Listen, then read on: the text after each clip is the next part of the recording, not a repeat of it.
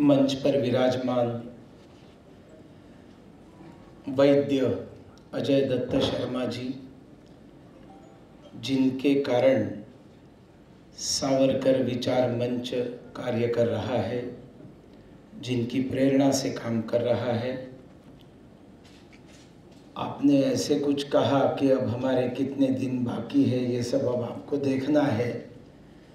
तो मैं ये चाहूँगा कि आपकी जन्म शताब्दी आपके 1 घंटे के भाषण के साथ इसी सभागार में हम मनाएं। मेरी जानकारी में शायद आपकी उम्र 78 वगैरह होगी, मतलब कम से कम 22 वर्ष है ना, कम से कम 22 वर्ष आपको सावरकर विचार मंच को अखिल भारतीय रूप देने के लिए जीना भी है और काम भी करना है। और आपके कोई आवश्यकता नहीं, ठीक है। और आपके इस मिशन में मैं पर्सनली और मेरे साथ देश के हजारों लोग आपके साथ हैं। इन हजारों को लाखों करने के लिए हम सब आपके साथ हैं। मंच पर प्रोफेसर डॉक्टर सुधीर कुमार जी, मतलब बहुत सही बताया आपने कि एक वक्ता को ठीक से बोलने के लिए समय दिया जाना चाहिए। जैसे एक म्यान में 2 तलवारें नहीं रह सकती, वैसे एक ऐसी सभा में सुधीर और सुनील दोनों बोल सकेंगे ऐसी गुंजाइश नहीं। तो मैं चाहता था कि बस सुधीर ही बोलता रहे और मैं धीर धर के रहूं और आपको सुनूं। लेकिन जैसे आपकी हवाई यात्रा भी जो है व्यर्थ नहीं होनी चाहिए, वैसे मेरी भी हवाई यात्रा व्यर्थ नहीं होनी चाहिए। तो इसलिए आपके इस विनम्रतापूर्ण जो आपने रोका अपने भाषण को, इसको मैं प्रणाम करता हूँ। कैप्टन राघवेंद्र विक्रम सिंह जी भी मंच पर बैठे हुए हैं। श्री मनोज राय जी, मैं आपको बहुत बहुत हृदय से धन्यवाद देता हूँ कि जो समाज में कुरीतियाँ रहती है, उन कुरीतियों को दूर करने के लिए अलग अलग मार्ग होते हैं। सावरकर जी ने भी किए, उन्होंने लिखा, उन्होंने भाषणों में कहा, उन्होंने संगठन बनाया। इतना करके वो रुके नहीं, वो स्वयं जिए। उन्होंने अपने व्यवहार से उन चीज़ों को जमीन पर उतारने का प्रयास किया। कुछ लोग भाषण तक मर्यादित रहते हैं। देखिए, उनकी भी भूमिका रहती है क्योंकि जन जागरण उनका काम है, तो वो पर्याप्त है, उसमें कोई बात नहीं है। लेकिन ये सब एडॉन्स है, और जो सब करने के बाद खुद भी करता है, तब उसके वक्तव्य को एक नैतिक अधिकार मिलता है बोलने का। तो आप ऐसा काम कर रहे हैं, मैं आपको यहाँ से वंदन करता हूँ। और आप भारतीय सेना में भी रहे हैं। आपके प्रति राहुल गांधी को कोई आदर नहीं है, मुझे उसकी कोई परवाह नहीं है, क्योंकि उसकी कोई परवाह इस दुनिया में करने वाला नहीं है ना। तो डॉक्टर भूपेंद्र सिंह जी, हम तो आपको दशकों से मिल रहे हैं, कम से कम 10-15 साल तो हो गए मिल रहा हूँ मैं आपको। अश्विनी कुमार जी, जो पर्दे के पीछे रहकर आजकल इसका सक्रियता से काम कर रहे हैं, मैं आने से लेकर अब तक वो मेरे साथ रहे, अभी भी यहीं कहीं होंगे, शायद पर्दे के पीछे होंगे, नहीं तो सामने बैठे होंगे। मेजर आनंद टंडन जी, जो मेरे साथ माय होम इंडिया का काम कर चुके हैं, अभी भी कर रहे हैं, लेकिन इस आयोजन में मेजर आनंद टंडन जी भी है। और यहाँ पर उपस्थित सभी विद्वज्जन, मैं देख रहा हूँ सभागार की एवरेज एज 55 है। इस सारे सभागार की एवरेज एज 55 है। अभी कुछ दिन पहले देखिए, पुणे जो है ना, ये वास्तविक में ऐसे दीवानों का शहर है जिसकी आप कल्पना भी नहीं कर सकते। अभी आपके भाषण में महाराष्ट्र के जितने लोगों के आपने नाम गिनाए, वो सभी के सभी पुणे के हैं, सभी के सभी पुणे के हैं।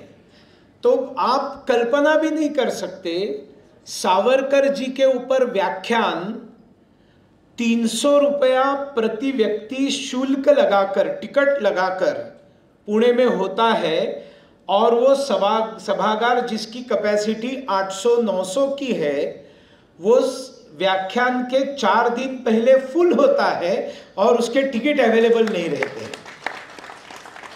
तालियां बजाने वाले कुछ ऐसा प्रयास करिए कि हमारा लखनऊ भी ऐसा हो जाए, है? लेकिन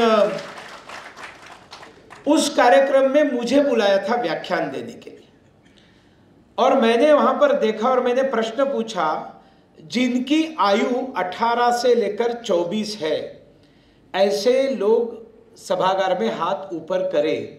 तो मेरे दुर्भाग्य से पुणे के उस सभागार में एक भी हाथ ऊपर नहीं आया, और उस कार्यक्रम की एवरेज एज 60 प्लस थी। यहाँ तो 55 प्लस है, क्योंकि यहाँ कुछ युवा मैं देख रहा हूँ अच्छी संख्या में आए हैं। मेरा कहना यह है कि सावरकर अभी किसको सुनाना चाहिए, सावरकर किसने समझना चाहिए? हम सबने तो समझना ही चाहिए, उसमें कोई कॉम्प्रोमाइज नहीं है।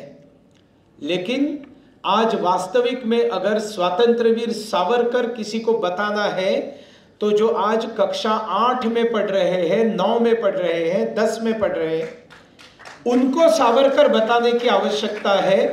जो आज महाविद्यालय में पढ़ रहे हैं, उनको सावरकर समझने की आवश्यकता है।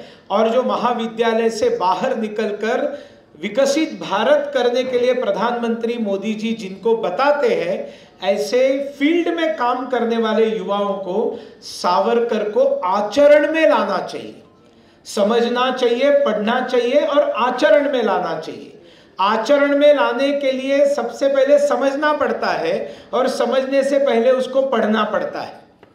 लेकिन दुर्भाग्य से ये देश में होता हुआ नहीं दिखाई दे रहा है। लेकिन मुझे याद आता है सावरकर की वाणी का एक वाक्य, जब भारत के टुकड़े हुए, जो सावरकर जी ने कल्पना भी नहीं की थी, महात्मा गांधी जी ने भी कल्पना नहीं की थी कि भारत के टुकड़े होंगे।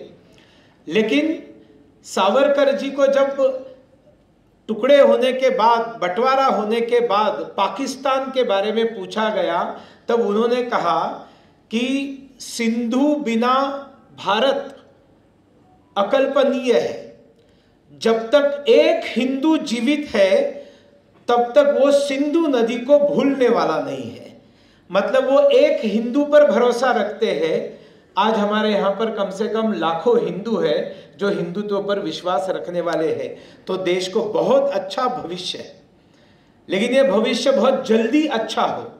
प्रधानमंत्री जी ने जिसको विकसित भारत कहा है, वो एक स्टेप है, एक सीढ़ी है, जो राष्ट्रीय स्वयंसेवक संघ के शाखा में हम परम वैभवम नेतुमे तत्स्वराष्ट्रम कहते हैं। We will bring our nation to pinnacles glory. हम हमारे राष्ट्र को परम वैभव की तरफ लेकर जाएंगे। तो परम वैभव तक जाने के लिए पहले भारत को डेवलप्ड कंट्री होना पड़ेगा, डेवलपिंग कंट्री होकर नहीं चलेगा। अभी भारत ये विकसित होने वाला है। मोदी जी कहते हैं विकसित भारत होना चाहिए, और उन्होंने आपको 25 साल का एक टारगेट दिया हुआ है। शाखा में थोड़ा पानी खोल कर दीजिए मुझे। शाखा में बचपन से संस्कृत सुभाषित पढ़ाते हैं, तो एक सुभाषित पढ़ा था, उद्यमम साहसम धैर्यम बुद्धि शक्ति पराक्रमः षडेते यत्र वर्तन्ते तत्र देवः साहाय्यकृत। उद्योग, साहस, धैर्य, बुद्धि, शक्ति और पराक्रम, ये 6 सद्गुण जिस व्यक्ति में होते हैं, उसे ईश्वर के पास जाने की जरूरत नहीं पड़ती है। ईश्वर खुद उसके पास आता है और कहता है, बेटा बताओ मैं तुम्हारे कैसे काम आ सकता हूं, मुझसे तुमको कोई सहयोग चाहिए क्या? तो ये 6 गुण जब होते हैं तब भगवान मदद के लिए आता है। इन 6 गुणों में अगर आप 10-12 गुण और ज्यादा डाल देंगे तो भी जिसकी अभिव्यक्ति नहीं हो सकेगी, ऐसा व्यक्ति स्वतंत्र वीर सावरकर है। इतने सारे गुणों की खान। और फिर इसलिए ऐसी समस्या होती है कि सावरकर 35 मिनट में, सावरकर 40 मिनट में संभव नहीं है। सावरकर जी के ऊपर व्याख्यान माला का आयोजन और वो व्याख्यान माला का आयोजन आप कम से कम 1 महीना कीजिए, एक एक पहलू को लेकर कीजिए, तब कहीं आप सावरकर जी के आसपास पहुंच जाएंगे। ऐसे महापुरुष का जो जीवन है ये सिर्फ पीड़ाओं में कटा है, सिर्फ उपेक्षा, अवहेलना, अपमान, आरोप, जीते जी आरोप तो हुए ही, उनके महानिर्वाण के बाद भी उनके ऊपर आरोपों का सिलसिला चलता रहा और ये आरोप आज भी चलते हैं। मैं ईश्वर से प्रार्थना करता हूं कि राहुल गांधी को थोड़े और बुद्धि दे और वो और सावरकर जी के खिलाफ बोलते रहे, क्योंकि वो जब बोलते हैं तब एक जमाने में पंडित जवाहरलाल नेहरू को आरएसएस का बहुत बड़ा प्रचारक मानते थे। क्यों? क्योंकि जगह जगह पर जाकर संघ की निंदा कर कर आते थे प्रधानमंत्री, और उन जगह पर जाकर पहुंचकर निंदा करते थे जहां संघ पहुंचता नहीं था। तो जहां संघ पहुंचा नहीं है, पहले निगेटिव अर्थ में नेहरू पहुंचा देते थे। तो लोगों में जिज्ञासा जागृत होती थी कि ये क्या है, संघ क्या है, इतनी गालियां नेहरू जी देकर गए हैं। और वास्तविक में जब राष्ट्रीय स्वयंसेवक संघ के संपर्क में आते थे तो बोलते थे बहुत अच्छा है। तो फिर नेहरू ऐसा क्यों बोलता है? मतलब आखिर में जाकर लाभ किसका होता था? संघ का होता था, और इसलिए नेहरू सबसे बड़ा प्रचारक। वैसे आज मैं इस बात पर विश्वास रखता हूं कि राहुल गांधी स्वातंत्रवीर सावरकर जी के सबसे बड़े प्रचारक हैं। बोलते रहिए, भगवान आपको और लंबी उम्र दे, आप आयुष्य भर बोलते रहिएगा, क्योंकि जितने आप ज्यादा बोलेंगे उतने ज्यादा लोग सावरकर को पढ़ेंगे, उनको समझेंगे, उनके ऊपर लिखेंगे, उनके ऊपर तात्कालीन परिस्थिति में सावरकर कैसे रिलीवेंट है उसको लेकर ग्रंथ बनना शुरू हो जाएंगे। हिंदू समाज का भला होगा। इसलिए महाराष्ट्र के संत तुकाराम कहते हैं, निंदकाचे घर असावे शेजारी। वैसे हिंदी में भी कुछ संतों ने कहा है, निंदक न्यारे राखिए। तो इस तरह से निंदक पास में होना चाहिए, और निंदक पास में ही रहे, वो ना पार्लियामेंट में रहे न सत्ता की कुर्सी में रहे।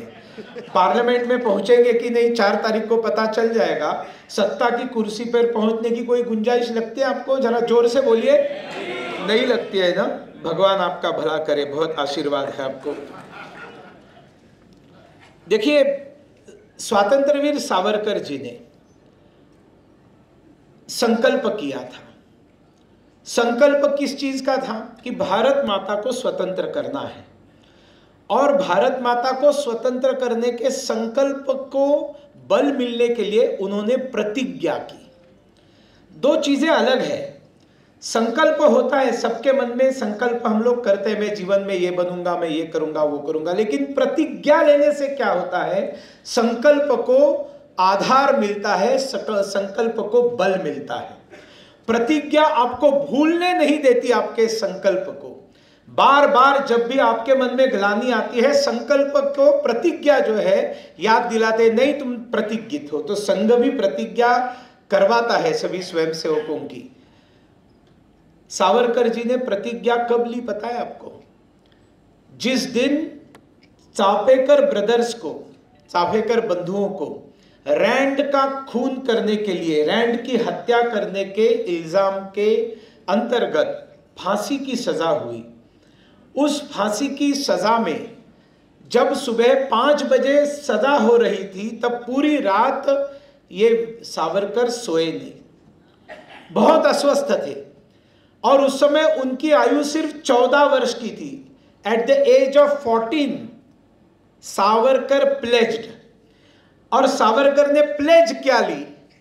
तो वो प्लेज मराठी में है, सशस्त्र क्रांतीचा केतू उभारून शत्रूला मारता मारता मरेस्तव झुंजेन। देखिए, उसका मैं अनुवाद बताता हूं, बहुत डेंजरस है। सशस्त्र क्रांति का मैं पुल बनाऊंगा, आर्म्ड रिवॉल्यूशन ब्रिज बनाऊंगा पूरे देश भर में, और दुश्मन को मारते मारते मरते दम तक मैं लड़ता रहूंगा। 14वां वर्ष है। 14वां वर्ष जब है तब उसमें वो अनेक प्रकार के कविताएं करना शुरू करते और कविता के जितने भी प्रकार है कोई प्रकार उन्होंने नहीं छोड़ा है और सभी प्रकार की कविताओं में टॉप मोस्ट कविताएं सावरकर जी ने की है और सारी देशभक्ति से ओतप्रोत है। और लीडरशिप तो थी, सब बच्चों को इकट्ठा करके वो नेतृत्व करते थे। पढ़ने के लिए पुणे आए तो फर्ग्यूसन कॉलेज में ऐसे भी छात्र हुआ करते थे सावरकर जैसे। नहीं तो आज का फर्ग्यूसन कॉलेज क्या है और उसमें किस प्रकार के छात्र है और वहाँ की परिस्थिति क्या है, पुणे का होने के कारण मैं अच्छी तरह से जानता हूँ। लेकिन स्वतंत्रवीर सावरकर जी ने उस समय लोकमान्य बाल गंगाधर तिलक जी के आह्वान पर विदेशी वस्तुओं की होली का आयोजन किया और एक बहुत बड़ा कार्यक्रम किया और उसमें उन्होंने लोकमान्य तिलक जी को बुलाया और उसमें जो सावरकर जी का भाषण सुना तब लोकमान्य तिलक जी की नज़र उस बच्चे के ऊपर पड़ी। ये बंदे में दम है और भविष्य भारत का ये लिख सकता है। और जिसको कहते हैं ना गुरु अपने शिष्य को ग्रूम करना शुरू करता है, वैसे सावरकर जी को तिलक जी ने उनके घड़े को घड़ाया है। और जैसे उन्होंने घड़ाना शुरू किया, लेकिन उनका जो प्रिंसिपल थे तो उन्होंने कहा कि ये बहुत गलत किया, तुम पढ़ाई करने के लिए आए हो, ये सब क्या कर रहे हो, और इसलिए उनको रेस्टिकेट किया या उनको सजा नहीं, पहले तो उनको फाइन किया। और जब फाइन किया, फाइन को हिंदी में क्या कहते हैं, दंड दिया, दंडित किया, तो आर्थिक दंड किया। तो कॉलेज के युवा थे, उस जमाने में टोपियां पहना करते थे, तो टोपी उल्टी करके दंड फंड करके घूमने लगे। युवाओं ने 4 आना 8 आना 1 पैसा डालकर सारे दंड की जो रकम थी वो जमा की और जाकर मुख्याध्यापक के सामने, ये लीजिए आपका दंड। मतलब सावरकर ने लोगों को जोड़ा। उसके बाद में उनकी इच्छा हुई कि लंदन जाना है। लंदन क्यों जाना है? बैरिस्टर बनने के लिए जाना है, पढ़ने के लिए जाना है। जितने भी लोग जाते थे आमतौर पर उसी चीज के लिए जाते थे। सावरकर का कहना था कि आपको शत्रु को जब तक आप समझते नहीं, शत्रु के हथियारों को जब तक आप परखते नहीं, तब तक उसके ऊपर तोड़ आपको मिलेगी नहीं। और इसलिए शत्रु के यहां पर भैया फोटोग्राफी बंद करना भैया, ओ भैया नहीं, कोई जरूरत नहीं है। सबसे बड़ा नुकसान भारत का कोई कर रहा है ना तो ये फोटो और सोशल मीडिया कर रहा है। सोशल फोटो अपडेट हो गया तो काम खत्म हो गया। ये थोड़ा सावरकर सुनने आए, गंभीरता से सावरकर सुनिए, है ना? सही कहा ना सुधीर जी मैंने? बिल्कुल। तो इसलिए शत्रु को समझना चाहिए। जिस शत्रु से आपको लड़ना है उस शत्रु के हथियार को अगर आप नहीं समझेंगे तो फिर आप उससे लड़ेंगे कैसे? तो हथियार को समझने के लिए उनको लंदन जाना था। अब लंदन जाने के लिए पैसा तो नहीं था, तो उस पैसे के लिए उन्होंने और एक हथियार चुना और वो हथियार था विवाह का।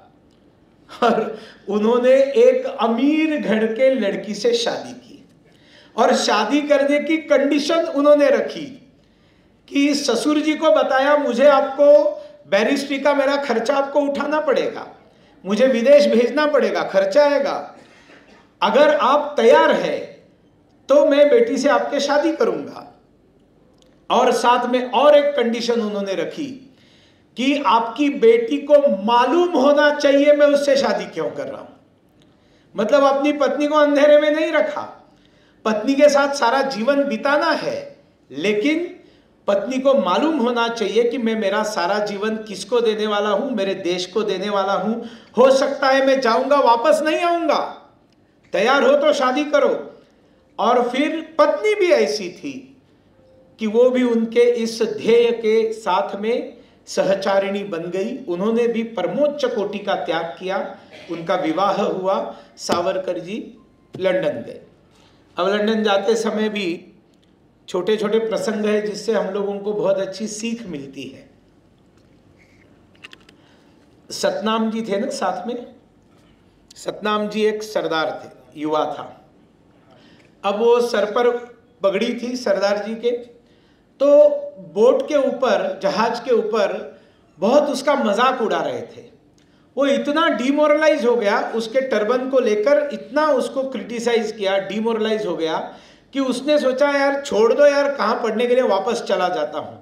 सावरकर ने सभी हिंदुस्तानी युवाओं से दोस्ती कर ली थी, और जब सतनाम के पास जाकर ये समझ लिया कि वो क्यों वापस जाना चाहता है, तो उन्होंने सिंपल बात बताई, तुमको इस पगड़ी के कारण ह्यूमिलिएट करते इसलिए जाने की इच्छा हो रही है ना, अभी से लेकर लंदन आने तक मैं यहाँ पर जितने भी युवा है हम सब जो है अपने सर के ऊपर पगड़ी बांधना शुरू करेंगे, हम सब तुम्हारे साथ है। और सभी लोगों ने उसका ढाढ़स बंधाया और सतनाम जाकर इंग्लैंड पहुंच गए। और बाद में हमको पता होना चाहिए, स्वातंत्र वीर सावरकर ने सिखों का इतिहास लिखा है। उन्होंने जितना साहित्य निर्मित की है ना, उसमें उन्होंने सिखों का इतिहास लिखा है।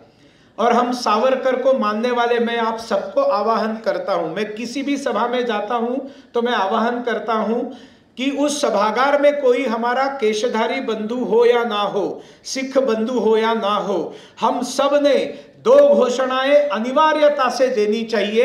एक है जो बोले सो निहाल सत श्री अकाल, और वाहे गुरु का खालसा वाहे गुरु की फतेह। क्योंकि ये घोषणाएं सिर्फ सिखों की नहीं है, ये सारे हिंदुओं की घोषणाएं हैं। और जिस दिन भारत का हर शहर, हर सभागार, हर सभा सम्मेलन इन घोषणाओं को देना शुरू करेगा, irrespective of presence of Sikh community in that programme, Khalistan की समस्या उसी दिन खत्म हो जाएगी। हम पूरा देश उनको बताए कि भैया आप हमारे हैं, ये सारे 10 गुरुओं ने हमारे लिए बलिदान दिया है। आप तो ऐसे कम्युनिटी से आते हैं कि जो खत्म हो गए इसलिए हम जीवित हैं। तो आज सबसे पहले मैं आपको अपील करूंगा, मेरे पीछे पीछे 2 घोषणाएं आपको देनी है। दोनों हाथों को ऊपर उठाकर बोलिए, बोलिए जो बोले सो निहाल वाहे गुरु दा खालसा। मैंने भाषण समाप्त नहीं किया है, शुरू किया है। नहीं तो आपको लगा भाषण ये घोषणा विषणा दे दी मतलब हो गया अभी देवधर का। साथियों, उनका जो लंदन का निवास था 1904 से लेकर 1908 तक, ये 4 साल जो है ये सावरकर क्रांतिकारी सावरकर है। पूरा समय देशभक्त सावरकर है। और उन्होंने जो बताया आपको समाज सुधारक सावरकर है, जो रत्नागिरी में 5 साल स्थानबद्ध थे, तब उन्होंने किए हुए एक्सपेरिमेंट्स। लेकिन क्या ऐसा है क्या कि क्रांतिकारी सावरकर देशभक्त थे लेकिन उनके मन में समाज सुधार की बातें थी? नहीं थी। समरसता की बातें थी? नहीं थी। तो 1902 में उन्होंने विधवा की पीड़ा के ऊपर कविता लिखी है। बहुत सुंदर कविता है। और विधवा की पीड़ा क्या है, तो उस समय जरठ कुमारी विवाह हुआ करता था। बुजुर्ग व्यक्ति के साथ, 60-70 उम्र के व्यक्ति के साथ 13-14 साल की बिटिया की शादी कर दी जाती थी। 10 साल में वो गुजर जाता था और ये बिटिया जब जवानी में आती थी तब विधवा बन जाती थी। और उसके ऊपर कंपल्शन किस चीज का है? तुमने पूरे बाल मुंडवाने हैं, केश मुंडवाने हैं, घर में एकदम अलग रहना है, कोई भी मीठी चीज नहीं खाना है, तेल नहीं खाना है, सात्विक भोजन करना है, किसी मर्द का तुम्हारे ऊपर नजर नहीं पड़नी चाहिए। और सारा जीवन भयानक पीड़ा में वो महिलाएं बिताती थी। इसके ऊपर सावरकर जी ने कविता 1902 में लिखी है और उसमें उन्होंने कहा है ये जो धर्म है ये अपरिवर्तनीय नहीं है। धर्म के नियम अलग अलग युगों में बदल सकते हैं, बदलने चाहिए, धर्म को युगानुकूल करना चाहिए। अगर धर्म में कोई गलत बात आई है तो उसको धर्म को मानने वाले लोगों ने उसमें परिवर्तन लाना चाहिए। इस बात को उन्होंने 1902 में लिखा है।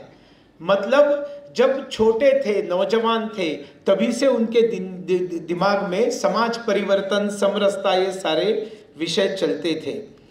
जितनी भी देश में, गौर से सुनिए, 1904 से लेकर 1908 के बीच देश में जितनी भी सशस्त्र क्रांति की घटनाएं घटी है, भारत के किसी भी कोने में, उसका अगर आप डॉक्यूमेंट निकालकर उसको अगर पढ़ेंगे तो आपको ध्यान में आएगा उन सभी की सभी घटनाओं का तार सावरकर जी के साथ जुड़ा हुआ था। सावरकर जी ने प्रोवोक किया, कई युवाओं को क्रांतिकारी बनाया। मदनलाल ढींगरा तो आप सभी जानते हैं कि एक ऐसा युवा था कि जो आजकल की दुनिया में जिस तरह से स्टाइलिश रहने वाला युवा, अच्छे पैसे वाले घर का युवा पढ़ने के लिए आया है, और सावरकर जी के मिलने के बाद उसके अंदर जो आमूलाग्र परिवर्तन हो गया, उसने तय किया कि मैं सशस्त्र क्रांति में मैं हथियार उठाऊंगा, और उन्होंने करजन वायली को मार डाला।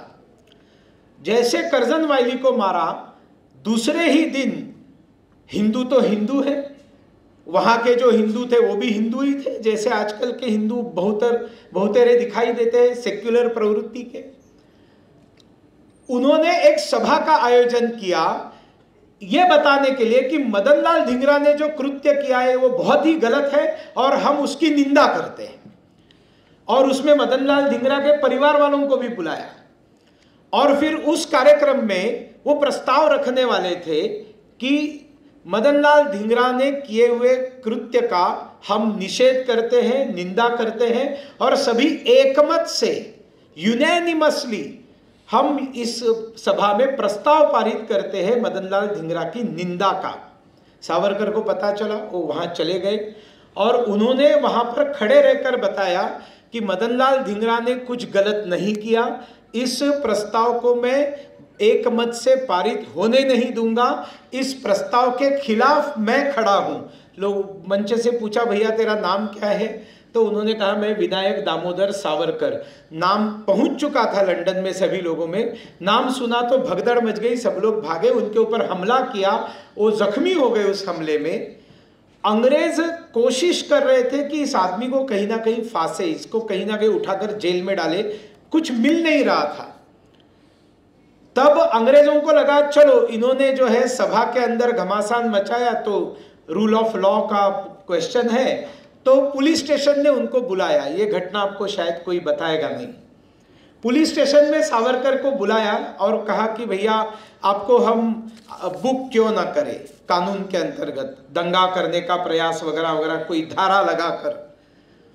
तो सावरकर जी ने कहा कि आप तो बहुत बड़ी गलती करेंगे, आपका कानून ये बताता है कि जब तक किसी भी गुनहगार पर गुनाह साबित नहीं होता है तब तक उसको गुनहगार माना नहीं जाता, वो केवल आरोपी है।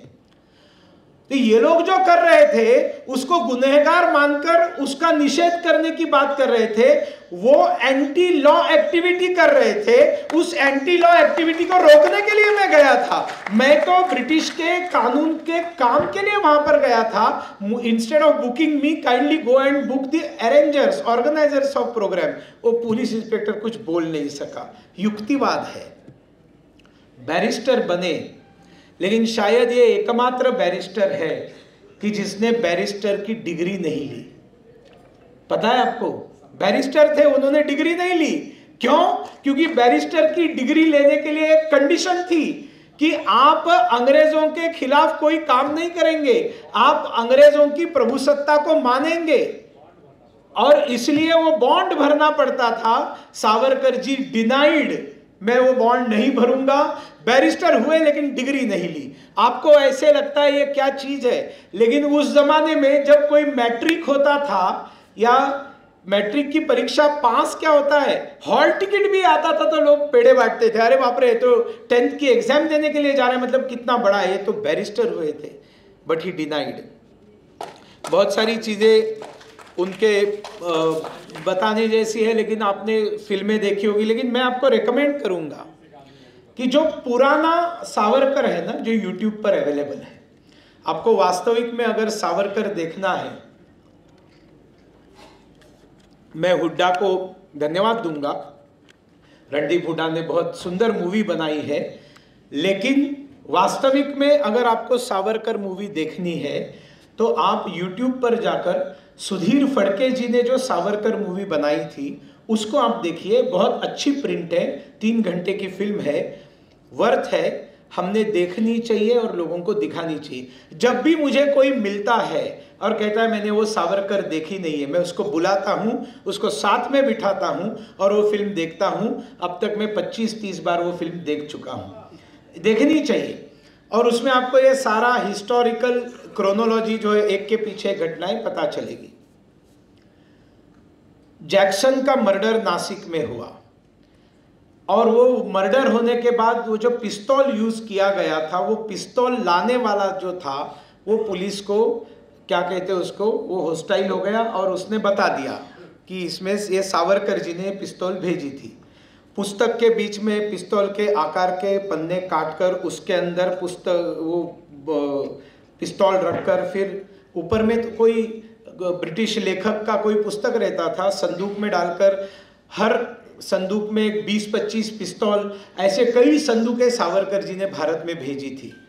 तो उसमें से लेकर जाने वाले एक ने जान बचाने के लिए ये बता दिया कि ये पिस्तौल सावरकर जी ने भेजी थी। तो सावरकर जी को पुलिस ने ढूंढना शुरू किया। सावरकर जी तो फ्रांस में थे और जब उनको पता चला कि उनके भाई को अरेस्ट कर लिया गया है, क्योंकि जो आपने बताया 1857 का स्वातंत्र समर, ये जो उनकी किताब है, ये दुनिया की एकमात्र किताब है, पहली और आखिरी किताब है जो प्रकाशित होने से पहले ही उसके ऊपर बैन लगा था और उसको सीज किया गया था। मतलब वो पब्लिश ही नहीं हुई और जो पब्लिश नहीं हुई है उस पर बैन लगाया था। लेकिन वो 1857 का स्वातंत्र समर, ये किताब कई जगह पर भारत में पहुंच गई थी, अनेक लोगों ने उसको पढ़ा भी था। और एक रेफरेंस मैं आपको बताता हूं जो आपको शायद कोई नहीं बताया होगा। जब भगत सिंह जी को अरेस्ट किया गया और भगत सिंह जी को जेल में भेजा गया, तब भगत सिंह जी के पास जितना भी साहित्य मिला उसमें 1857 का स्वातंत्र समर, सावरकर जी की किताब उनके पास भी मिली थी। He was a person who inspired millions of people. Savarkar ji ने कई लोगों को इंस्पिरेशन दी है। और फाइनली जब उन्होंने मौत को गले लगा लिया, उन्होंने कहा कि मैं अब वहाँ रह नहीं सकता, क्योंकि उनके घर को जो है अंग्रेजों ने सीज कर लिया, उनकी प्रॉपर्टी को अटैच कर लिया। उनका जो बड़ा भाई था उसको अंडमान भेज दिया था और उनका जो बेटा था उस बेटे की मौत हो गई। आप कल्पना कर सकते हैं एक परिवार कितना परमोच्च कोटि का त्याग कर सकता है जब उनको पता चला कि उनके बड़े भाई को अंडमान में भेजा है, जेल हुई है, काला पानी की सजा हुई है और काला पानी की सजा बहुत भयंकर सजा हुआ करती थी। तब अपनी भाभी को, येसुबाई को कन्विंस करने के लिए जो लेटर लिखते हैं सावरकर जी, उसमें कविता लिखते हैं। वो कविता में नहीं सुनाऊंगा आपको, लेकिन कविता में उन्होंने क्या कहा है वो कहते हैं, रोज अनेक फूल जन्म लेते हैं और नष्ट हो जाते हैं। अनेक फूल जन्म लेते हैं और नष्ट हो जाते हैं, उन फूलों को कौन याद रखता है? तो फूल कौन सा याद रखते हैं लोग? जब गजराज का पैर मगरमच्छ पकड़ लेती है और गजराज अपनी जान को बचाने के लिए भगवान विष्णु को पुकारता है और भगवान विष्णु को प्रसन्न करने के लिए उस तालाब से, अपनी सूंड से एक कमल निकालता है और वो कमल विष्णु भगवान के चरणों में अर्पण करता है। वो फूल जो है वो अजरामर होता है, उस फूल को दुनिया याद रखती है। रोज हजारों फूल आते हैं, नष्ट हो जाते हैं, उनको कोई याद नहीं रखते हैं। तो आपके भाई को याद रखेगी, आपके पति को याद रखेगी दुनिया, मेरे बड़े भाई को। उनका ये बलिदान है, इसके ऊपर आपको गर्व होना चाहिए। मतलब कन्विंस करने के लिए भी किस प्रकार के विचारों को, किस प्रकार का कंपैरिजन उन्होंने किया है, आप कल्पना कीजिए। जब उनको अरेस्ट करके उनके ऊपर मुकदमा भारत में चलाया जाएगा ऐसे पता चला, तो उनके ध्यान में आ गया कि भारत में तो अंग्रेज छोड़ेंगे नहीं। और फिर उनको मारिया मौर्या नाम के बड़े जहाज में बिठाकर उनको भारत में भेजा गया। तब उस जहाज में बैठने से पहले उन्होंने अपने साथी को, अय्यर को बताया कि शायद हमारी मुलाकात मार्सेलिस के बंदरगाह पर होगी, क्योंकि सावरकर जी को पता था ये जहाज लंदन से निकलेगा और भारत जाएगा, तो उसमें उसका पहला स्टॉपेज फ्रांस का जो बंदरगाह है उसको मार्सेलिस हम प्रोनाउंसिएशन करते हैं, वो मार्से ऐसा है, वो ये भी नहीं बोलते, मार्से। सो मार्से में ये जहाज रुकेगा। तो सावरकर जी ने इशारा किया कि मैं कैसे भी करके इसमें से भागूंगा, तो तुम वहां पर मेरा इंतजार करना। और जब उनको जहाज में बैठे हुए थे और जहाज एक जगह पर आकर रुका, वो लगभग समुद्र के किनारे से 1-1.5 किलोमीटर दूरी पर वो जहाज वहाँ पर खड़ा रहा। तब सावरकर जी ने बताया कि मुझे शौचालय में जाना है, तो उनको लेकर गए शौचालय के अंदर, और शौचालय में उन्होंने जहाँ से वो वॉच करते थे कैदी को, उधर अपना जो जेल का कपड़ा है वो उसको कैदी का कपड़ा वहाँ टांग के रखा, और पीछे में जो एक विंडो रहती है उस विंडो को उन्होंने खोला और उस विंडो से उन्होंने छलांग लगाई। अब आप कल्पना कीजिए, ये छलांग जो है, इस छलांग की तुलना आप किस छलांग के साथ कर सकते हैं? कोई मामूली बात है? कितने ऊंचाई पर है आपको पता नहीं है।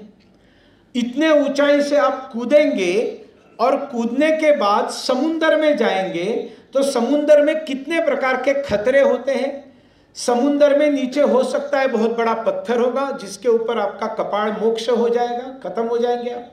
समुद्र में नीचे कोरल्स रहते हैं, कोरल्स बहुत धारदार रहते हैं, पूरा शरीर आपका कट जाएगा। समुद्र के नीचे उष्ण प्रवाह रहते हैं, इतने उष्ण रहते हैं कि आप उसके अंदर अगर चले जाते तो जलकर खत्म हो जाएंगे। जब उन्होंने छलांग लगाई तब वो जो खिड़की थी उसका जो साइज था उससे उनका शरीर बड़ा था, तो उसमें से वो पूरी कोशिश करके टेढ़े मेढ़े होकर घिस कर बाहर निकले और छलांग लगाई। उनका शरीर कई जगह पर छिल गया था, उसमें से खून आना शुरू हो गया था, और खारे पानी में ऐसे परिस्थिति में आप 100 फुट ऊंचाई से छलांग लगाएंगे, कितनी जलन उनके शरीर में हुई होगी, कोई कल्पना कर सकता है? थोड़ी सी खरोच है और नमक डालिए, आपको पता चलेगा क्या होता है। उनके बदन को पूरा मतलब जलना शुरू हो गया। नीचे जब आप जाते हैं तब आंख में, नाक में, कान में पानी जाता है। आप जब बाहर निकल कर आते हैं आपको दिशाओं का बोध नहीं होता है। चलो एक तरफ जहाज है लेकिन आपको दिशाओं का बोध नहीं है। लेकिन ऐसे समय में उनका अभ्यास पूरा पक्का था कि छलांग लगाने के बाद कौन से डायरेक्शन में बंदरगाह है, और उन्होंने ठीक उस दिशा में तैरना शुरू किया।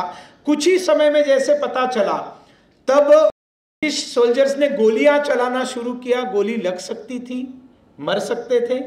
देखिए, परवाह नहीं की उन्होंने ये तय किया था कि मैं मातृभूमि के लिए निकला हूं, देश की स्वाधीनता के लिए निकला हूं, और इसके लिए मैं मरेस्तोवर जुंदे, मरते दम तक मैं लड़ूंगा। तो मरने की तो तैयारी थी, लेकिन उन्होंने एक बहुत बड़ा रिस्क लिया था, और उनको मालूम था एक बार मैं फ्रांस पहुंच जाता हूं तो फ्रांस का कानून अलग है, ब्रिटिशों का कानून अलग है, और अकॉर्डिंग टू लॉ मुझे फ्रांस की भूमि पर अंग्रेज अरेस्ट नहीं कर सकते हैं और मैं सुरक्षित रहूंगा। इसलिए उन्होंने रिस्क ली, उन्होंने छलांग लगाई, वहां पहुंचे, और पहुंचने के बाद दौड़ना शुरू किया और पुलिस को ढूंढने लगे, फ्रेंच पुलिस को ढूंढने लगे, क्योंकि उनको अपने आप को फ्रेंच पुलिस को सौंप देना था। पुलिस मिली भी, लेकिन सावरकर जी को फ्रेंच भाषा नहीं आती थी, फ्रेंच पुलिस को इंग्लिश नहीं आती थी। वो समझाने का प्रयास कर रहे थे। तब तक अंग्रेज आए, अंग्रेजों ने फ्रेंच पुलिस को घूस दी, पैसा खिलाया, और सावरकर को वापस पकड़कर लेकर गए। ये एक हिस्टोरिकल छलांग है, ऐतिहासिक छलांग है। इस छलांग की न्यूज सारी दुनिया के लीडिंग न्यूज़पेपर के फ्रंट पेज पर थी, और इस एक छलांग ने सावरकर को भारत के हर गांव में पहुंचा दिया कि इतना तेजस्वी छलांग लगाने वाला, अंग्रेजों की चुंगल से भागने के लिए स्वातंत्र वीर, जो उनको वीर कहते हैं, जो वीर शब्द का प्रयोग होता है, ये वीरता दिखाने वाले उनके सारे गुण है, प्रसंग है।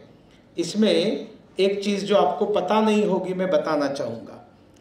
इंटरनेशनल कोर्ट में मैडम कामा ने मुकदमा लड़ा कि फ्रांस की भूमि पर अंग्रेजों ने जो अरेस्ट किया वो इलीगल है, और इसलिए सावरकर की कस्टडी फ्रेंच पुलिस को दी जाए। और इसलिए जो मुकदमा लड़ा गया, तब सावरकर की तरफ से कौन एडवोकेट थे पता है आपको? मार्क्स के ग्रैंडसन। कार्ल मार्क्स के ग्रैंडसन। मार्क्स जिसने कम्युनिज्म दिया इस दुनिया को, जो कम्युनिस्ट सावरकर की निंदा करने में मतलब कोई कसर नहीं छोड़ते। इस देश के वामपंथी कॉमरेड्स, इन कॉमरेड्स का जो सर्वोत्तम ऋषि है, महर्षि है, बुद्धिदाता है कार्ल मार्क्स, उस कार्ल मार्क्स का पोता सावरकर का फैन था और उन्होंने मुकदमा लड़ा। दुर्भाग्य से वो मुकदमा वो जीत नहीं पाया, लेकिन हमें सावरकर का पेनिट्रेशन कितना दूर दूर तक था हमें पता नहीं। यहाँ पर बैठे हुए पत्रकारों को ये मालूम रहना चाहिए कि Savarkar was a journalist, Savarkar was a columnist. वो कॉलम्स लिखते थे नियमितता से, और भाला नाम का एक न्यूज़पेपर पुणे से चलता था भोपटकर जी का, उनको पूरा हर सप्ताह, क्योंकि उस समय ना डेली न्यूज़पेपर्स नहीं थे, इतनी किसी के पास पैसे भी नहीं थे कि रोज छापे, वैसे तो आज भी नहीं है, बड़े घाटे में चलाते हैं सभी डेली न्यूज़पेपर्स, लेकिन उस जमाने में इवन लोकमान्य तिलक का केसरी भी साप्ताहिक ही था। तो उसमें एक ब्रिटेन में जो जो घटनाएं घट रही है उसका एक वार्ता पत्र, साप्ताहिक वार्ता पत्र लिखकर स्वतंत्रवीर सावरकर भेजा करते थे, वो छपता था, लोग पढ़ते थे, a newsletter. So he was a reporter, he was a journalist, he was a writer. वो कवि नहीं थे, महाकवि थे, वो लेखक नहीं थे, महान लेखक थे। उन्होंने नाटकें लिखी है, स्टेज ड्रामा लिखे हुए हैं, महाकाव्य लिखा हुआ है, ऐसा साहित्य का कोई प्रकार नहीं। अच्छा ये तो छोड़ दीजिए कि इन्होंने ये सब लिखा है, लेकिन जितने भी कवि हैं, जितने भी लेखक हैं, आपको ऐसे ध्यान में आएगा कि एक लेखक अगर जिंदगी में बहुत अच्छा लिखता है तो वो और कुछ नहीं करता है, उसमें धन्यता मानता है। एक कवि रहता है जो बहुत सारी कविता लिखता है, वो धन्यता मानता है, मेरा जीवन सफल हो गया, मैंने कविताएं लिखी। You will find very rare quality in one person कि वो कवि भी है और लेखक भी है। मैं ऐसा नहीं कहता कि ऐसे लोग नहीं है, लेकिन इनकी संख्या बहुत कम है। कवि है तो कवि है, लेखक है तो लेखक है, लेकिन गद्य लिखने वाला, पद्य लिखने वाला, और वो भी सर्वोत्तम, मतलब कई जगह पर इसका उदाहरण आपको मिलेगा कि इस कवि की तुलना अगर किसी से की जा सकती है तो महाकवि कालिदास के साथ तुलना की जा सकती है। इतना सर्वोच्च कोटि का उनकी जो लैंग्वेज है, उनकी जो भाषा है, इनकी जो कल्पनाएं है, ये आपको देखने को मिलेगी। दुर्भाग्य से सौभाग्य से वो अधिकतर मराठी में है तो मैं समझ सकता हूँ, लेकिन इसके लिए मराठी भाषा का ज्ञान सावरकर को समझने के लिए बहुत ज़्यादा आवश्यक है। सुधीर जी सहमत है ना मेरी बात से? ये इस छलांग को एक मराठी पोएट ने कंपेयर किया है हनुमान जी ने लंका जाने के लिए जो छलांग लगाई थी उसके साथ। इस छलांग को कंपेयर किया है कि ये एक मिशन के लिए, वो सीता माता के लिए छलांग लगाए थे, ये भारत माता के लिए छलांग लगाए। वहां पर पहुंचने के बाद जब कोर्ट ने उनको कोई वकील नहीं दिया और सीधे सजा बताई, उनको 2 लाइफ सेंटेंसेस बताए, 50 साल की काल कोठड़ी अंडमान की, 50 साल की। अब यह किसी को देखिए, एक अंडमान की खतरनाक सजा 50 साल की सुनाई जा रही है और वो उसके जवाब क्या देता है ह्यूमर के साथ, अच्छा finally you have accepted Hindu ideology of punarjanma, क्योंकि you are Britishers, you are Christians, so you don't believe in punarjanma. So if you don't believe in Punarjanma, then there cannot be 2 lives of one Atma, and you are accepting that there are 2 life sentences for one person. That means you believe in Punarjanma. मतलब इस आदमी को बताया गया है तू jail जा 50 साल के लिए, तो उसमें भी वो व्यंग निकालते हैं, उनकी खोट निकालते हैं और हंसते हंसते जवाब देते हैं। अंडमान पहुंचे, मैं बताऊंगा नहीं, बहुत खतरनाक चीज़ है, मतलब उसमें पूरा समय चला जाएगा इसलिए नहीं बताऊंगा कितनी पीड़ा से उनको पहुंचाया गया। पहुंचाने की पीड़ा दिखाई नहीं है फिल्मों में, भयंकर पीड़ा थी वो। और वहां पहुंचने के बाद वहां पर बेरी था, बहुत क्रूर वहां का जेलर था, और उस जेलर ने उनके गले में 50 साल लिखे थे, डेट्स लिखी थी, और उस डेट थी कि आप 24 दिसंबर 2010 25 December 2010 to 24 December 1019। फिर एक बार रिपीट करता हूँ। सज़ा उनकी 50 साल की कब से कब थी? सावरकर जी की 50 साल की सज़ा थी 25 दिसंबर 1910 से लेकर 24 दिसंबर 1960। 50 साल होते हैं, वो उधर लिखा हुआ था बिल्ले के ऊपर, उसके ऊपर डी लिखा था, डी फॉर डेंजरस, खतरनाक कैदी, और उसके नीचे 50 लिखा था, मतलब 50 साल। तो गले में देखा, बेरी ने कहा 50 साल तुम जियोगे क्या सावरकर इस जेल के अंदर? सावरकर उसको उत्तर देते हैं 50 साल मेरे जीने की बात तो छोड़ो, 50 साल तेरी सरकार भारत के ऊपर टिकेगी क्या, इसके बारे में तुम पहले चिंता करो। क्विक विटेड कहते हैं ना, हजर जवाबी, जो जवाब उसके पास रेडी है। लेकिन आप जरा देखेंगे तो बेरी नहीं रहा उतने दिन। आप देखेंगे तो 50 साल, 1910 के बाद में 50 साल, मतलब 1960 तक अंग्रेज नहीं रहे, 47 में चले गए, लेकिन सावरकर जी जीवित रहे, 1960 तक जीवित रहे। और पुणे के लोगों ने 25 दिसंबर 1960 को एक भव्य कार्यक्रम किया और सावरकर जी का सम्मान किया, क्योंकि वो दिन था, अगर 50 साल की सजा पूरी होती तो उस दिन वो छूटते, और इसलिए उन्होंने उस कार्यक्रम का नाम दिया था कालजयी सावरकर, मतलब समय के ऊपर जिसने मात की, ऐसा सावरकर। लोग अंडमान में उन्होंने क्या क्या किया आपको पता होना चाहिए। अंडमान में धर्मांतरण होता था, जानबूझकर हिंदू कैदियों को जो है कुछ खाने के अंदर कुछ गोमांस मिला दिया और बता दिया आपने खाया तो आप सब मुस्लिम हो गए। अब हिंदू भी बेवकूफ़ थे, अपने आप को मुस्लिम मानते थे, कन्वर्ट हो जाते थे। और ये सारी चीज़ें उन्होंने देखने के बाद उन्होंने जेल के अथॉरिटीज से पंगा लिया, झगड़ा किया और बताया कि ये गलत है, इसको बंद करो इस रिवाज को। और उसके बाद में उन्होंने इधर तक को गए कि उन्होंने जेल के अंदर दोस्ती तो करने का स्किल था ही, कुछ लोगों से दोस्ती करके सुअर का मांस मंगा लिया और सुअर का मांस मंगाकर मुसलमानों के खानों में मिला दिया और बाद में बताया लो खा लिया आप लोगों ने सुअर का मांस, अब देखो आपका धर्म आपका जो भ्रष्ट हुआ या क्या हो गया। तो वो तो गुस्सा हो गए। इतना ही नहीं किया तो उन्होंने जो मुसलमान बने थे उनका शुद्धिकरण किया।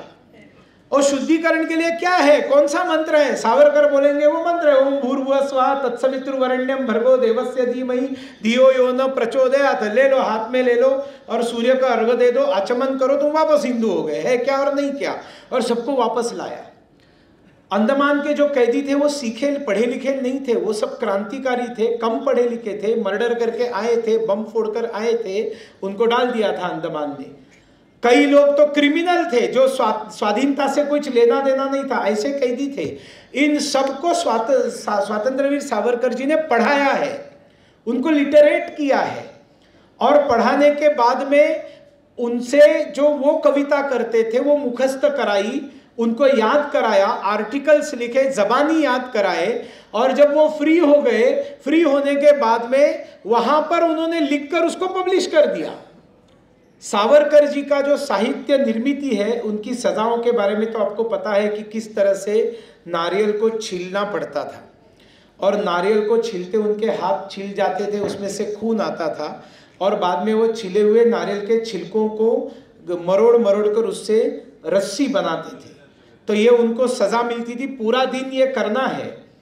एक कटोरी रखी है, उस कटोरी में खाना और दूसरी कटोरी रखी है, उसमें शौच करना। और 6 महीने तक उनको उनके कमरे से बाहर नहीं निकाला। पहले 6 महीने काल कोठड़ी के अंदर उनके कमरे से बराबर सामने उनको फांसी घर दिखाई देता था। आमतौर पर महीने में 3-4 लोगों की फांसी होती थी, ज़्यादा ही होती थी, और वो फांसी जाने वाले सामने दिखाई देते थे। दिखाई नहीं देते होंगे तो भी उनका चिल्लाना सुनाई देता था। आज भी अंडमान का जो टेम्परेचर है वो इतना गर्म है, अंडमान में इतने मच्छर है और मच्छरों के कारण मलेरिया होना, गंदे पानी के कारण डायरिया होना, ये सारी चीज़ें बार बार होती थी, पेट खराब होता था। आपको शौच वहीं पर करना है, उसी कमरे में करना है, और वो कमरा 6 बाय 8 का छोटा सा कमरा है, उसी में करना है। और वो अगर फर्श पर गिर गया तो फिर अपने कपड़ों से उसको साफ करना है, फर्श खराब नहीं करना है आपने, और वही कपड़े आपको पहनने, आपको धोने नहीं है। 6 महीने, और एक तरफ हाथ में से खून निकल रहा है। कितने बार बीमार पड़े, कितने बार के पेट खराब हुए, कितनी पीड़ाएं झेली। संकल्प उनका टूटा नहीं, लेकिन संकल्प टूटा नहीं क्योंकि प्रतिज्ञा की हुई थी। और उसमें उनको लिखने के लिए नहीं दिया, इनको तो कविता लिखनी है, इनको तो लेख लिखने हैं। तो जब उनको लिखने के लिए कुछ नहीं दिया, तब एक सुंदर संस्कृत वचन है, क्रिया सिद्धि सत्वे भवति महतान्नोपकरणे। सावरकर जी ने किस प्रकार से साहित्य निर्मित किए पता है? ये दीवार है, ये पत्थर की दीवार है, और पत्थर की दीवार पर लिखने के लिए किले की जो नोक है, उस किले की नोक, चलिए हाथ में बेड़ी है, खड़ी बेड़ी लगाई है, उसमें से कोई हाथ में ले ले, खिला ले लिया, और उस खिले से खुरेच खुरेच कर दीवार पर कविताएं लिखी, पूरी दीवार लिखी, पूरी दीवार को मुखोद्गत किया, बाय हार्ट किया। जबानी याद करने के बाद उसको अपने कपड़ों से पोंछ दिया। उसके बाद में दूसरा पन्ना लिखा, उसको बाय हार्ट किया, उसको पोंछ दिया। उसके बाद में तीसरा पन्ना लिखा, उसको बाय हार्ट किया, उसको पोंछ दिया। ऐसे सावरकर जी ने 10,000 लाइन्स, 10,000 वाक्य दीवार के ऊपर लिखे। जब उनको कोई साहित्य नहीं दिया गया, पेन नहीं दिया गया, कागज नहीं दिया गया, इनका काम नहीं रुका। मुझे लोग पूछते हैं, IPL देखने वाले, जब मैं देखता हूँ 20 करोड़ लोगों ने देखा, 30 करोड़ लोगों ने देखा, मैं तो सोचता हूँ क्या होगा इस देश का। लेकिन मैं ये सोचता हूँ चलो 20-30 करोड़ देख रहे हैं, तो कम से कम 100 करोड़ लोग हैं जो देख नहीं रहे हैं, तो भारत का भाग्य अभी बचा हुआ है। लोगों को तेंदुलकर के 10,000 रन्स का आकर्षण होगा, विराट कोहली के 10,000 रन्स का आकर्षण होगा, मुझे कोई आकर्षण नहीं है। अगर 10,000 आंकड़े पर गर्व करना है तो मैं स्वतंत्रवीर सावरकर जी के उन 10,000 पंक्तियों पर गर्व करूंगा जो उन्होंने काल कोठड़ी में लिखे, हमारे लिए लिखे, हमारे लिए लिखे। एयर कंडीशन रूम में, महाबलेश्वर, पांचगणी में जाकर, शिमला, कुल्लू मनाली में जाकर, शिलांग में जाकर, ठंडी हवा में आसमान की तरफ देखते हुए आराम कुर्सी में बैठकर कविताएं सूझना आसान चीज है। लेकिन जिस परिस्थिति में सावरकर है, उसमें कविताएं सूझती है, उसमें कादंबरी सूझती है, महानाट्य सूझता है, वो लिखते हैं।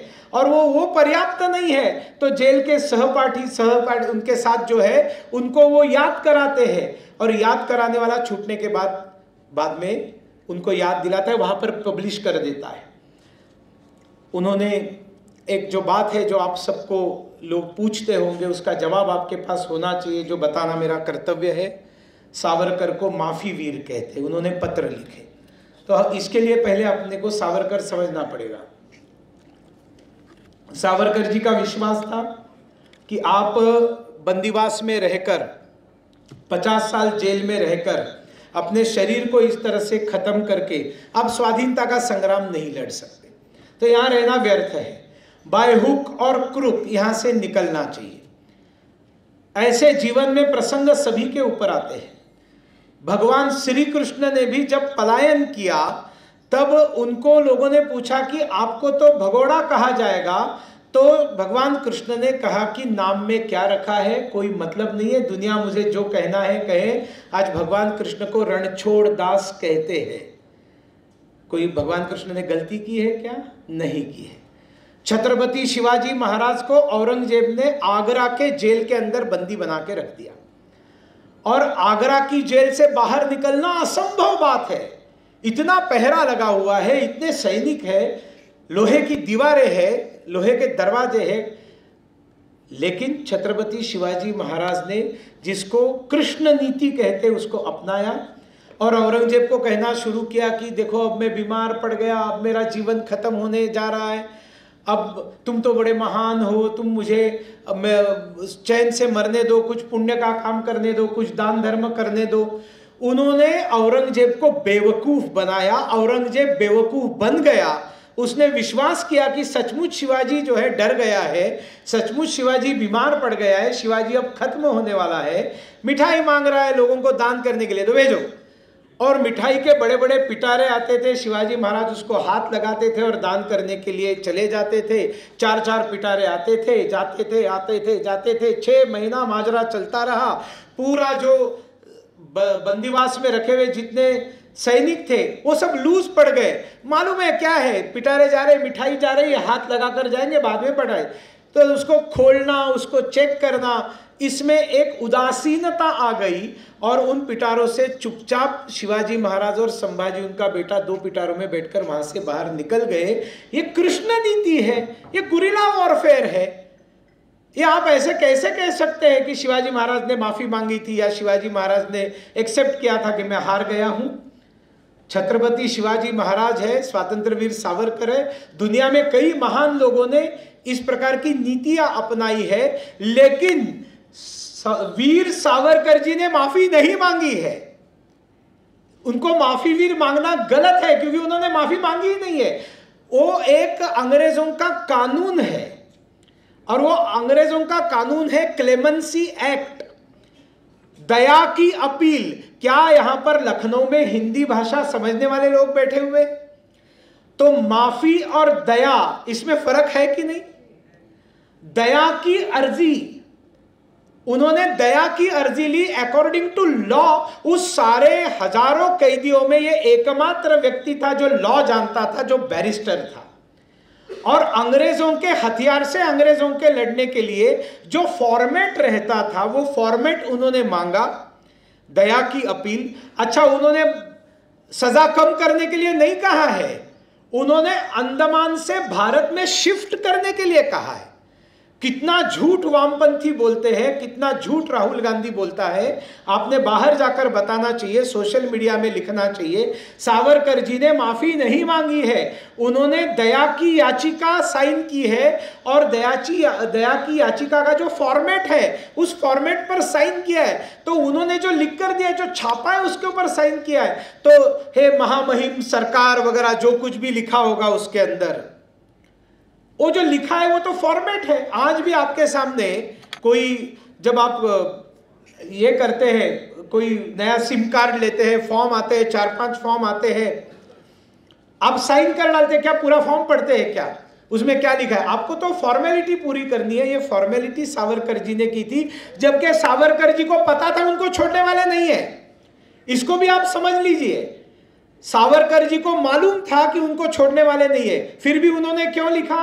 क्योंकि उन्होंने लिखा, आप तो मुझे छोड़ने वाले नहीं हो, मुझे पता है, लेकिन कम से कम इनको तो छोड़ो। यहां पर जो कैदी है ये कम डेंजरस है ना, इनको तो कम से कम छोड़ो।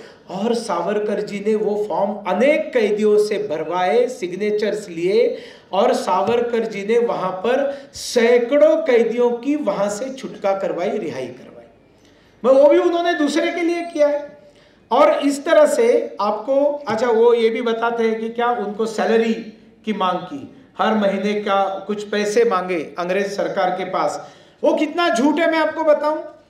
आप सारे लोग जानते हैं, फिल्मों में भी देखा है कि जब जेल में कैदी रहता है तो कैदी को मेहनत करना पड़ता है, उससे काम लिया जाता है, पत्थर फोड़ो, तेल निकालो, जो उनको कोलू में लगाया था, और तो उसका मेहनताना मिलता है।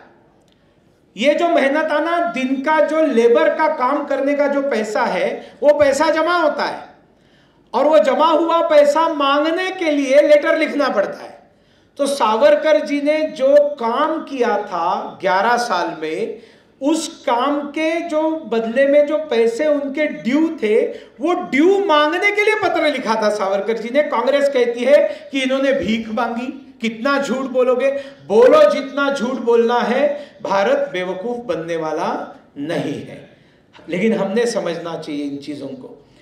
उन्होंने वहां से छूटने के बाद वो रत्नागिरी जेल में आए, और ये जो किताब आपको दिखा रहे हैं ना, हिंदुत्व की परिभाषा, हिंदुत्व की परिभाषा वास्तविक में, जो आपने एक सज्जन का नाम लिया और पुस्तक का, उसके मुझे ज्ञान नहीं है, लेकिन अभी available first definition of Hindutva is written by Savarkar, जो इस देश को मातृभूमि मानता है ऐसा उन्होंने नहीं लिखा, उन्होंने इस देश को पितृभूमि मानता है। पितृभूमि डजंट मीन पेट्रियार्कियल लैंड। पितृभूमि मतलब पिता की भूमि नहीं, पितरों की भूमि। पितरों में माँ भी आते हैं, पिता भी आते हैं, दादा भी आते हैं, दादा दादी भी आती है, सभी आते हैं, जो इस भूमि को पितरों की भूमि मानते हैं। हम लोग जातिगत बहुत सारे संत, आज संत चोखामेड़ा की भी जयंती है, रविदास है, संत नामदेव है, संत तुकाराम है। दुर्भाग्य से वो संत सारे समाज के थे, लेकिन उनके कास्ट के लोग उनको याद रखते हैं, तो वो उसको पुरखा मानते हैं, तो पितर हो गए ना उनके। ऐसे सभी पितरों को जो मानता है। और पुण्य भूमि, पुण्य भूमि मतलब इस देश के अंदर जन्मे सभी देवी देवता और संत, सभी ऋषियों को, सभी पुण्यात्माओं को जो मानता है, वो इस देश का जो हिंदू है। इस देश के अंदर हिंदू जो पितरों को मानता है और जो पुण्य भूमि मतलब ऋषि मुनियों को मानता है, वो हिंदू है और वो हिंदुत्व है।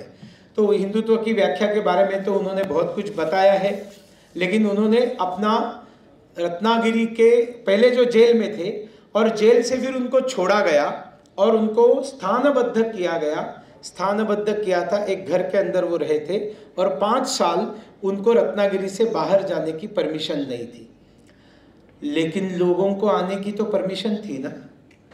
कई क्रांतिकारी सावरकर जी से मिलने के लिए आते थे, जिसमें एक नाम आपको मालूम होना चाहिए, यशवंतराव चव्हाण जी, जो इस देश के रक्षा मंत्री थे। एक कृष्ण मेनन जैसा देशद्रोही रक्षा मंत्री जो कम्युनिस्ट था, जो पंडित नेहरू के मंत्रिमंडल में रक्षा मंत्री था, जब चाइना ने हमला किया तब कृष्ण मेनन ने लड़ने से मना कर दिया।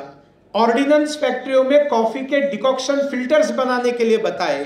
इस देश के कम्युनिस्ट यूनियन ने हड़ताल किया, कोई भी रेलवे नॉर्थ ईस्ट तक ना पहुंचे, ताकि सेना ना पहुंचे, हथियार ना पहुंचे, वहां पर जो एग्जिस्टिंग सेना है उसको खाने पीने की रसद ना पहुंचे, भूखे मरे, चाइना से नहीं लड़े। मुक्ति सेना आ रही है, चाइना में बरसात होती है, कामरेड यहां पर छतरी खोलने वाले बेवकूफ है, देशद्रोही है। उन्होंने अपना देशद्रोही कैरेक्टर चाइना के हमले में 1962 में दिखाया था।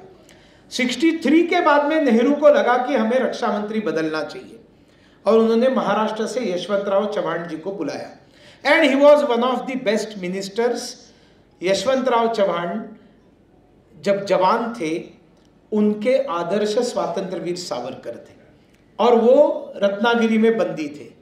करहाड़ से साइकिल से युवाओं का ग्रुप लेकर वो रत्नागिरी गए थे सावरकर जी को मिलने के लिए। कराड़ से रत्नागिरी साइकिल पर जाना, यहां से निकलिए साइकिल पर एयरपोर्ट तक जाइए, बाद में आपको पता चलेगा साइकिल में उधर तक जाने में क्या होता है। लेकिन सैकड़ों मील साइकिल का प्रवास करके केवल सावरकर को मिलने के लिए। सावरकर युवाओं के दिल की धड़कन थे।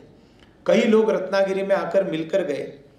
ये भी बताना पड़ेगा, महात्मा गांधी जी और सावरकर जी के बीच में वैचारिक बहुत सारा द्वंद्व था, एक दूसरे के वैचारिक विरोधक थे। स्वतंत्रता प्राप्ति दोनों का लक्ष्य था, लेकिन रास्ते जो थे इसमें दोनों के बीच में अंतर था।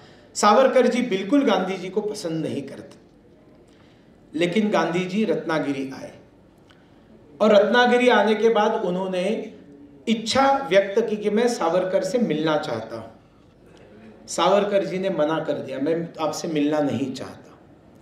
तब एक सभा का आयोजन किया गया और सभा में महात्मा गांधी जी ने भाषण किया है। भाषण में उन्होंने कहा, रत्नागिरी आने के मेरे केवल 3 आकर्षण हैं।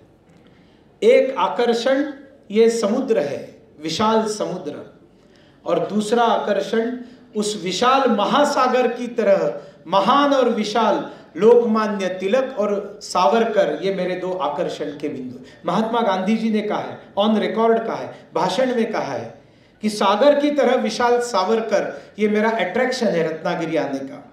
वहां पर बैठा हुआ जो सावरकर भक्त था वो दौड़कर गया सावरकर जी के पास और बोलता है, वो शब्द मैं यूज नहीं करूंगा, वो बुजुर्ग जो है वो भाषण में बोलता है कि आपको सागर की तरह महान। तो सावरकर जी ने कहा ठीक है, उनको मिल लेता हूँ। मुलाकात हुई, 45 मिनट मुलाकात हुई, अनेक चीज़ों पर बहुत लंबी बहस हुई। दोनों एक दूसरे के विचारों के साथ सहमत नहीं थे। महात्मा गांधी जी ने सावरकर को पूछा कि लेकिन मेरे मन में जो रास्ता है उस रास्ते के माध्यम से स्वाधीनता प्राप्त कर सकता हूँ, उतना तो मुझे अधिकार है, वो एक्सपेरिमेंट्स तो मैं कर सकता हूँ। खास करके अहिंसा को लेकर बड़ी बहस हुई थी। तब सावरकर जी ने उनको इतना ही कहा था, व्यक्तिगत एक्सपेरिमेंट्स के चक्कर में आप राष्ट्र का नुकसान मत कीजिए, आपके पर्सनल जो थॉट्स है उसके अंदर आप देश का नुकसान मत कीजिए। सावरकर जी ने उनको कहा था। आपको यह भी मालूम होना चाहिए कि सावरकर को अंडमान से ट्रांसफर करने के लिए सिर्फ सावरकर जी ने क्लेमेंसी पिटिशंस नहीं लिखी थी, महात्मा गांधी जी ने एक एडिटोरियल यंग इंडिया में लिखा था सावरकर के पक्ष में, और महात्मा गांधी जी ने एक लेटर 70-75 हजार सिग्नेचर्स हो गई थी सावरकर को अंडमान से निकालो करके। तो महात्मा गांधी जी ने पत्र लिखा ब्रिटिश सरकार को कि आप सावरकर जी को अंडमान से निकालो, और उस लेटर के बाद में सावरकर जी को अंडमान से निकाला गया है। ये भी सत्य है। मतलब उस जमाने के महापुरुषों को आप देखिए ना, कितने विपरीत विचार है, एक दूसरे के क्रिटिसिज्म करने वाले लोग हैं, लेकिन उन्होंने अपना मतभेद कभी मनभेद में बदलने नहीं दिया। ये महानताएं थी, ये महानताएं आज हमको देखने को नहीं मिलती है। सावरकर जी ने जो एक काम किया, मैं अपने विषय के समाप्ति की तरफ जा रहा हूं। सावरकर जी ने जो काम किया वो सामाजिक समरसता का काम, जिसका सुधीर जी ने उल्लेख किया था। मेरी दृष्टि से आज की घड़ी में सबसे ज़्यादा अगर किसी काम की ज़रूरत है जो आज भी रिलीवेंट है, हम सब लोगों ने करना चाहिए, हिंदुओं ने करना चाहिए। हमारे मन में किस जाति में हमने जन्म लिया है, किस कास्ट में हमने जन्म लिया है, इसके प्रति जो अनावश्यक बहुत ज़्यादा गर्व की भावना जो है, उस गर्व की भावना को हमको समाप्त करना पड़ेगा, रूथलेसली खत्म करना पड़ेगा। मैं कौन से घर में जन्मा हूं इससे कुछ फर्क नहीं पड़ता है। इंसान में इसके आधार पर भेद करने जैसा बड़ा पाप दूसरा कोई नहीं है।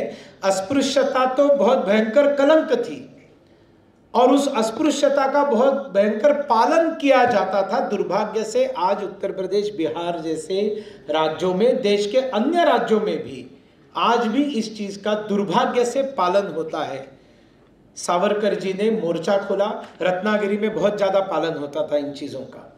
सबसे पहले विट्ठल मंदिर में प्रवेश, 2 घंटे का डिबेट किया, गांव के सभी सवर्णों के साथ बैठकर सावरकर जी ने 2 घंटे का डिबेट किया, उनको कन्विंस किया कि आपने इन सभी दलितों को मंदिर के अंदर प्रवेश देना चाहिए।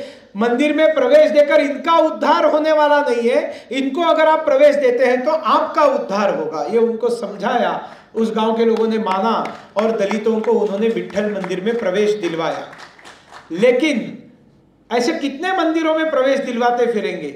उन्होंने वहां पर एक पतित पावन मंदिर बनवाया रत्नागिरी में, जिसमें किसी भी समाज का व्यक्ति जा सकता था, और वो प्रभु रामचंद्र जी का मंदिर था, और उस मंदिर में चरण तक जा सकता था, अपना मत्था टेक सकता था, उसको स्पर्श कर सकता था। ऐसा पहला मंदिर एक अर्थ से सावरकर जी ने बनाया था।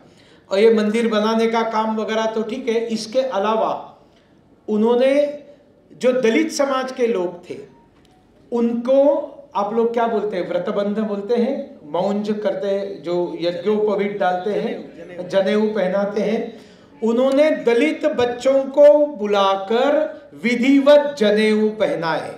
उन्होंने दलित बच्चों को बुलाकर उनसे गायत्री मंत्र से लेकर बहुत प्रकार के मंत्रों का पठन करवाया, उनसे मुखस्त करवाया।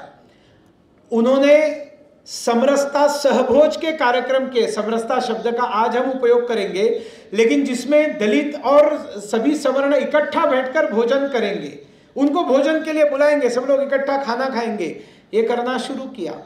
उन्होंने दलित कीर्तनकार निर्माण किए, दलित युवाओं को कीर्तन सिखाए, प्रवचन सिखाए, और दलित युवाओं को प्रवचन करने के लिए मंदिर में बिठाते थे, लोग सुनने के लिए आते थे, और मंदिर का जो पुजारी था उस पुजारी को कीर्तन शुरू होने से पहले प्रवचनकार को माला तुमको पहनानी है, और वो पुजारी जाता था उस दलित कीर्तनकार को माला पहनाता था और फिर कीर्तन शुरू होता था। ऐसे छोटे छोटे एक्सपेरिमेंट से मन से निकाल डालने का काम किया।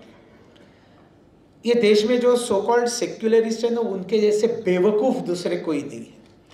अगर वास्तविक में जिसको सेक्युलर कहते हैं, उन सेक्युलरों के लिए अगर सबसे बड़ा कोई आइडियोलॉग हो सकता है तो स्वातंत्र्यवीर सावरकर हो सकते हैं। आप लोगों को पता नहीं है, सावरकर डाइजेस्ट करना बहुत मुश्किल है, सेक्युलरिस्ट लोगों को डाइजेस्ट करना मुश्किल है, हिंदूवादियों को डाइजेस्ट करना और ज्यादा मुश्किल है। क्योंकि वो कहते हैं गाय जो है उसको आप ईश्वर मानो जरूर, लेकिन इतना ध्यान में रखो कि वो एक यूजफुल एनिमल है। Because he wrote number of essays on science. विज्ञान निष्ठता हिंदुओं में बढ़नी चाहिए, अंधविश्वास कम होने चाहिए। अंधविश्वासों के कारण हिंदू समाज का नुकसान हुआ है, और इसलिए उन्होंने विज्ञान विषयक निबंध लिखे, उसका एक बड़ा ग्रंथ अलग से है। उस समय के हिंदुओं को यह सब एक्सेप्टेबल नहीं था। अच्छा, उन्होंने मुसलमान आए तो मुसलमानों के ईद के समय वो जाते थे, उनके घर में जाकर उनको शुभकामना देते थे। ईसाइयों के घर में सावरकर जाते थे, वहां पर जाकर शुभकामना देते थे।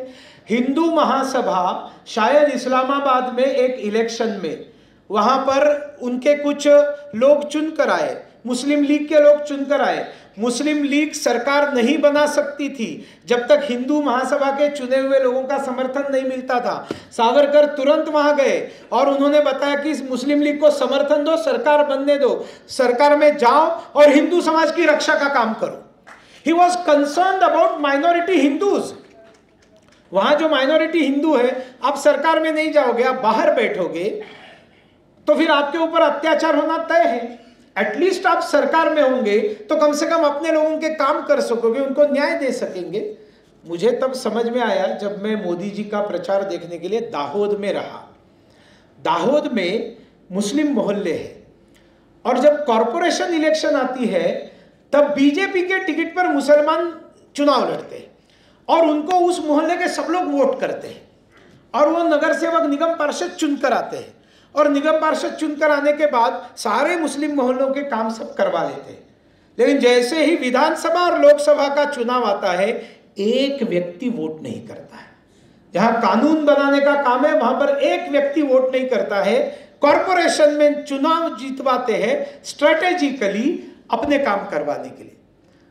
ये अगर मुस्लिम कर सकते हैं, जो मैंने देखा 2012 में, वो सावरकर जी अगर 1946-47 में सोचते हैं तो कितना काल से पहले सोचने वाला व्यक्ति है। सावरकर जी हिंदुओं के घर में भी जाते थे। दशहरे के समय हम त्योहार में एक दूसरे के घर में जाते हैं ना, वो अकेले नहीं जाते थे, उस गांव के किसी दलित को लेकर जाते थे साथ में, और वो बताते थे, आ गए भैया, शर्मा जी नमस्कार, आपको विजयादशमी की बहुत बहुत शुभकामनाएं। शर्मा जी बोलते थे, अरे सावरकर जी आइए ना, घर में आइए ना। मैं कैसे आ सकता हूँ, पूर्व अस्पृश्य, वो अस्पृश्य नहीं कहते थे, पूर्व अस्पृश्य, जो पहले अस्पृश्य हुआ करते थे वो नहीं मानते थे ना, तो मेरे साथ एक पूर्वास्पृश्य है, मैं कैसे आ सकता हूँ। अब शर्मा जी तो चाहते हैं सावरकर जी के को घर में बुलाना है, अरे ठीक है कोई बात नहीं, उनको लेकर आ जाइए। तो फिर लेकर जाते थे, बैठ जाते थे, और फिर अपनी छड़ी हाथ में रखकर ऐसे टक टक कर देते, बोलते थे प्यास लगी है, पानी चाहिए। तो घर की बिटिया कमला विमला, जाओ जाकर पानी लेकर आ जाओ। तो सावरकर बोलते थे नहीं, वो पानी नहीं, ये जो मेरे साथ आया है वो नीचे जाएगा, कुआं है, क्योंकि कुएं से ही पानी पिया जाता था उस समय, तो कुएं से ये पानी लेकर आएगा, और ये हम सबको पानी पिलाएगा, तब हम सब पानी पिएंगे। और शर्मा जी समझ जाते थे सावरकर जी ये सब क्यों कर रहे हैं। अब सावरकर जी को मना करना किसी के बस का रोग नहीं था, तुरंत वो जाता था, जो अस्पृश्य, पूर्व अस्पृश्य व्यक्ति जाकर पानी लेकर आता था। घर के सभी लोग उसने लाया हुआ पानी पीते थे। सम्मान दिलाने का काम जिनको अस्पृश्य कहा जाता था, उनको सर्वोच्च सम्मान देने के सब प्रकार के काम सावरकर जी ने रत्नागिरी में कराए। उन्होंने विवाह कराए, जाति अंतर्गत विवाह कराए, बड़े बड़े विवाह के कार्यक्रम किए, हल्दी कुमकुम के कार्यक्रम किए हैं। महिलाओं के हल्दी कुमकुम के कार्यक्रम यहाँ भी होते होंगे, महाराष्ट्र में बड़े पैमाने पर होते हैं। चैत्र का जो अभी नवरात्रि, उसमें तो बहुत चैत्रा का हल्दी कुमकुम चलता है। तो दलित महिलाओं को लेकर, सवर्ण महिलाओं को लेकर इकट्ठा बहुत बढ़िया से वहाँ पर हल्दी कुमकुम का काम ये उन्होंने कराया। उन्होंने जब गांधी हत्या का झूठा इल्ज़ाम उन पर लगाया और उनकी जब मुक्ति हुई उसमें से, रत्नागिरी जब वापस लौटे, तब रत्नागिरी के सभी जाति के लोग भयंकर बड़ी संख्या में उनका स्वागत करने के लिए, वो पानी के रास्ते से आए थे, समुद्र के रास्ते से, तो जहाज पर उनका वेलकम करने के लिए पहुंचे थे। जब अध्यक्ष, सत्कार समिति का अध्यक्ष हार पहनाने के लिए आया, सावरकर जी ने उनको रोका और वहां पर जो मछुआरा समाज के जो लोग पीछे खड़े थे हार लेकर, उनको आगे बुलाया और पहला हार मछुआरा समाज से उन्होंने अपने गले में डलवाया। हर छोटे छोटे कृति में उनका ध्यान ये रहता था कि सवर्णों के मन से इस भावना को निकालना चाहिए, जातिगत उच्च नीचता को, और दलितों के अंदर से जो एक हीनता का भाव आया है, वो मान के चलते थे कि हम छोटे हैं, तो उनका ये न्यूनगंड निकालने का काम सावरकर जी ने किया। सावरकर जी को और एक इल्जाम लगाते थे, रिक्रूट वीर कहते थे। 1938 में सावरकर जी ने कहा कि अंग्रेजों के सेना में भर्ती हो जाओ, और ये सारे कम्युनिस्टों से लेकर कांग्रेस से लेकर इल्जाम लगाने वाले सभी ने उनके ऊपर इल्जाम लगाया कि ये अंग्रेजों का एजेंट है, ये अंग्रेजों के सेना में भर्ती होने के लिए युवाओं को बता रहा है। हालांकि सावरकर जी के बताने पर हजारों हिंदू युवकों ने सेना में प्रवेश किया। सावरकर जी का कहना क्या था? अरे भैया, पहले सेना में जाओ, पहले हथियार हाथ में ले लो, हथियार चलाना सीखो, और जब मन है ना हथियार चलाने वाला, तो बंदूक की नोक किसकी तरफ करनी है आपका मन अपने आप डिसाइड कर लेगा। जरूरी क्या है अभी चिंता करना?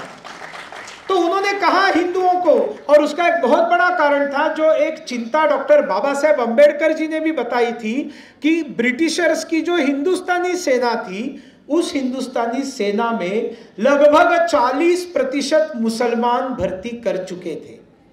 ये जो सोच हमने बताई, ये सोच अलीगढ़ स्कूल ऑफ थॉट के जो मुसलमान थे बुद्धिजीवी, उन्होंने अंग्रेजों से बातचीत करके पहले ही शुरू कर दिया था कि मुसलमानों को जल्दी जल्दी सेना में डालो, उनके हाथ में हथियार आएंगे, और उसके बाद में जब अलग देश बनाने की बात आएगी, तब अपने आप majority people in army will be Muslims. ये उनका षड्यंत्र था। ये षड्यंत्र कांग्रेस कभी पहचान नहीं सकी। सावरकर जी ने पहचाना, हिंदुओं को जाने के लिए बताया, हिंदुओं ने वहां पर बहुत बड़े पैमाने पर भर्ती की। सावरकर जी ने और एक व्यक्ति को, क्रांतिकारी व्यक्ति को इंस्पायर किया है, और वो है नेताजी सुभाष चंद्र बोस। नेताजी सुभाष चंद्र बोस का अपमान किया कांग्रेस ने, अध्यक्ष पद से हटाया। फिर उन्होंने कलकत्ता जाकर फॉरवर्ड ब्लॉक की स्थापना की, और वो आए मिलने के लिए मोहम्मद अली जिन्ना से मुंबई में। मोहम्मद अली जिन्ना के साथ बातचीत हो रही थी, तो जिन्ना ने नेताजी को पूछा, तुम कौन सी कैपेसिटी में मुझसे मिलने आए हो? कांग्रेस के तो तुम अध्यक्ष रहे नहीं। तो उन्होंने कहा कि मैं इस देश के फ्रीडम के लिए लड़ रहा हूं, इसलिए आया हूं। बोले कि देखो, फ्रीडम में तो हिंदू और मुसलमान दो ही लड़ रहे हैं फ्रीडम के लिए, मैं मुसलमानों का लीडर हूं, हिंदुओं के तुम लीडर हो नहीं। तो उन्होंने कहा कि फिर मुझे हिंदू लीडर मान लीजिए ना। नेताजी ने जिन्ना को कहा, मुझे हिंदू लीडर मान लीजिए, कौन सी कैपेसिटी से बात कर रहा हूं, हिंदुओं का लीडर। तो सुभाष चंद्र बोस को जिन्ना कहते हैं, तुम कहाँ के हिंदू लीडर? तुमको अगर सच्चे हिंदू लीडर से मिलना है तो सावरकर को जाकर मिलो, वो हिंदुओं का लीडर है, और वो इधर ही मुंबई में ही रहता है, पास में ही रहता है। मैं भी इधर रहता हूँ दादर एरिया में, वो भी इधर ही रहता है। तो नेताजी ने कहा, चलो सावरकर जी को मिल लेते हैं। सावरकर जी बीमार थे, तो नेताजी मिलने के लिए आए, और मिलने के लिए आए तब सावरकर जी ने बताया, वैसे उस समय सावरकर जी ज़्यादा लोगों से मिलते नहीं थे, लेकिन बीमार थे, इसलिए उन्होंने कहा कि ठीक है, नेताजी को अंदर भेजो, हमारी बातचीत किसी को बाहर समझनी नहीं चाहिए। तो बाद में तो बाहर आ गई सारी बातचीत। तो नेताजी ने कहा कि मैंने फॉरवर्ड ब्लॉक बनाया है। तो सावरकर बोले, हाँ मुझे मालूम है, आपको अंग्रेजों के पुतले उखाड़ने वाले हो कलकत्ता में, उससे कुछ होने वाला नहीं है।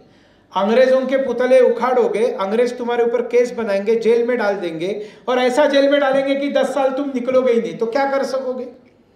तो फिर नेताजी ने पूछा फिर क्या करना चाहिए। तो सावरकर जी ने नेताजी को रास बिहारी बोस जी ने लिखा हुआ पत्र, उनको लिखा हुआ पत्र पढ़ाया। रास बिहारी बोस क्या कर रहे थे, तो ब्रिटिशों की सेना में जो हिंदुस्तानी लोग थे, और विश्व युद्ध में सामने जापान है, लड़ाई हुई, किसी लड़ाई में जापान जीत गया, तो ब्रिटिशों की सेना को बंदी बनाया। तो ब्रिटिशों की सेना मतलब कौन है, उसमें हिंदुस्तानी है। तो ऐसे हिंदुस्तानी सैनिक बंदी करके जापान में थे। रास बिहारी बोस उन बंदी हिंदुस्तानी सैनिकों को लेकर एक सेना बनाने की सोच रहे थे अंग्रेजों से लड़ने के लिए। और अगर अंग्रेजों से लड़ने के लिए है तो जापान बड़ी खुशी से उनको मदद करने के लिए तैयार था, नहीं तो फिर रहो जेल में, खिलाएंगे पिलाएंगे। तब उनको बताया कि आप भारत छोड़ो। सावरकर जी ने नेताजी को बताया कि आप भारत छोड़ दो, आप जापान चले जाओ, रास बिहारी के साथ मिलकर काम करो। आप हिस्टोरिकल डॉक्यूमेंट्स पढ़ेंगे। उस घटना से पहले सावरकर जी और नेताजी सुभाष चंद्र बोस के मुलाकात से पहले आपको यह उद्धरण नहीं मिलता है कि नेताजी ने जापान जाने का कोई फैसला किया है, बाद में मिलता है। और बाद में वो जापान चले जाते हैं, आज़ाद हिंद सेना बनाते हैं, और आज़ाद हिंद सेना के माध्यम से वो आक्रमण करते हैं। और जब अंग्रेजों ने पादाक्रांत की हुई पहली भूमि पर जब कब्जा करते हैं, तब वहां पर आज़ाद हिंद रेडियो की स्थापना की थी नेताजी ने। उस आज़ाद हिंद रेडियो से दिए हुए भाषण में आप आराम से सुन सकते हैं, नेताजी ने इस बात को एक्सेप्ट किया है कि मुझे जो सशस्त्र क्रांति के लिए प्रेरणा देने वाले जो लोग थे, उसमें एक वीर सावरकर थे जिन्होंने मुझे ये प्रेरणा दी। नेताजी ने कहा है रेडियो पर, वो ऑडियो अवेलेबल है, नेट पर अवेलेबल है, आप सुन सकते हैं। अभी ये सावरकर जी और नेताजी का संबंध, और वहां पर रास बिहारी बोस, वहां पर एक जे.जी. ओसामा करके एक राइटर है, आपको सुधीर जी मालूम होना चाहिए इस बात को। जे.जी. ओसामा एक राइटर ने ग्रंथ लिखा है, और उन्होंने वो ग्रंथ लिखा है इंडियन फ्रीडम स्ट्रगल और जापान, इस विषय को लेकर। और उसमें उन्होंने कहा है कि ये दो महान व्यक्ति थे जो जापान में रहकर हिंदुस्तान में अंग्रेजों के खिलाफ लड़े। और वो महान व्यक्ति कौन कौन थे, रास बिहारी बोस और सुभाष चंद्र बोस।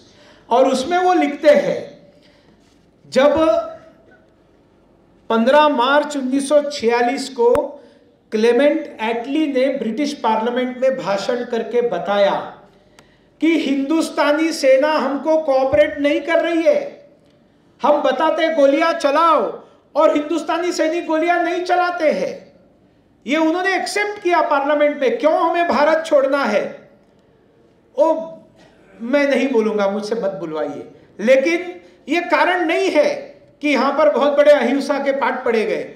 हम कारण ये है कि हमारी सेना के अंदर जो हिंदुस्तानी हमको कोऑपरेट नहीं कर रहे, नेवल डॉक में तो अंग्रेजों को उठा उठाकर समुद्र में फेंकना हिंदुस्तानी सैनिकों ने, नेवी के सैनिकों ने किया।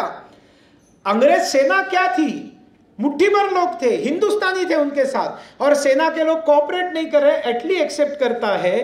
तब ओसामा अपने पुस्तक में लिखता है, a miracle accomplished, Indian soldiers start shooting, Indian soldiers stopped shooting. Indian soldiers stopped shooting. Veer Savarkar's military policy in World War II began to shape up.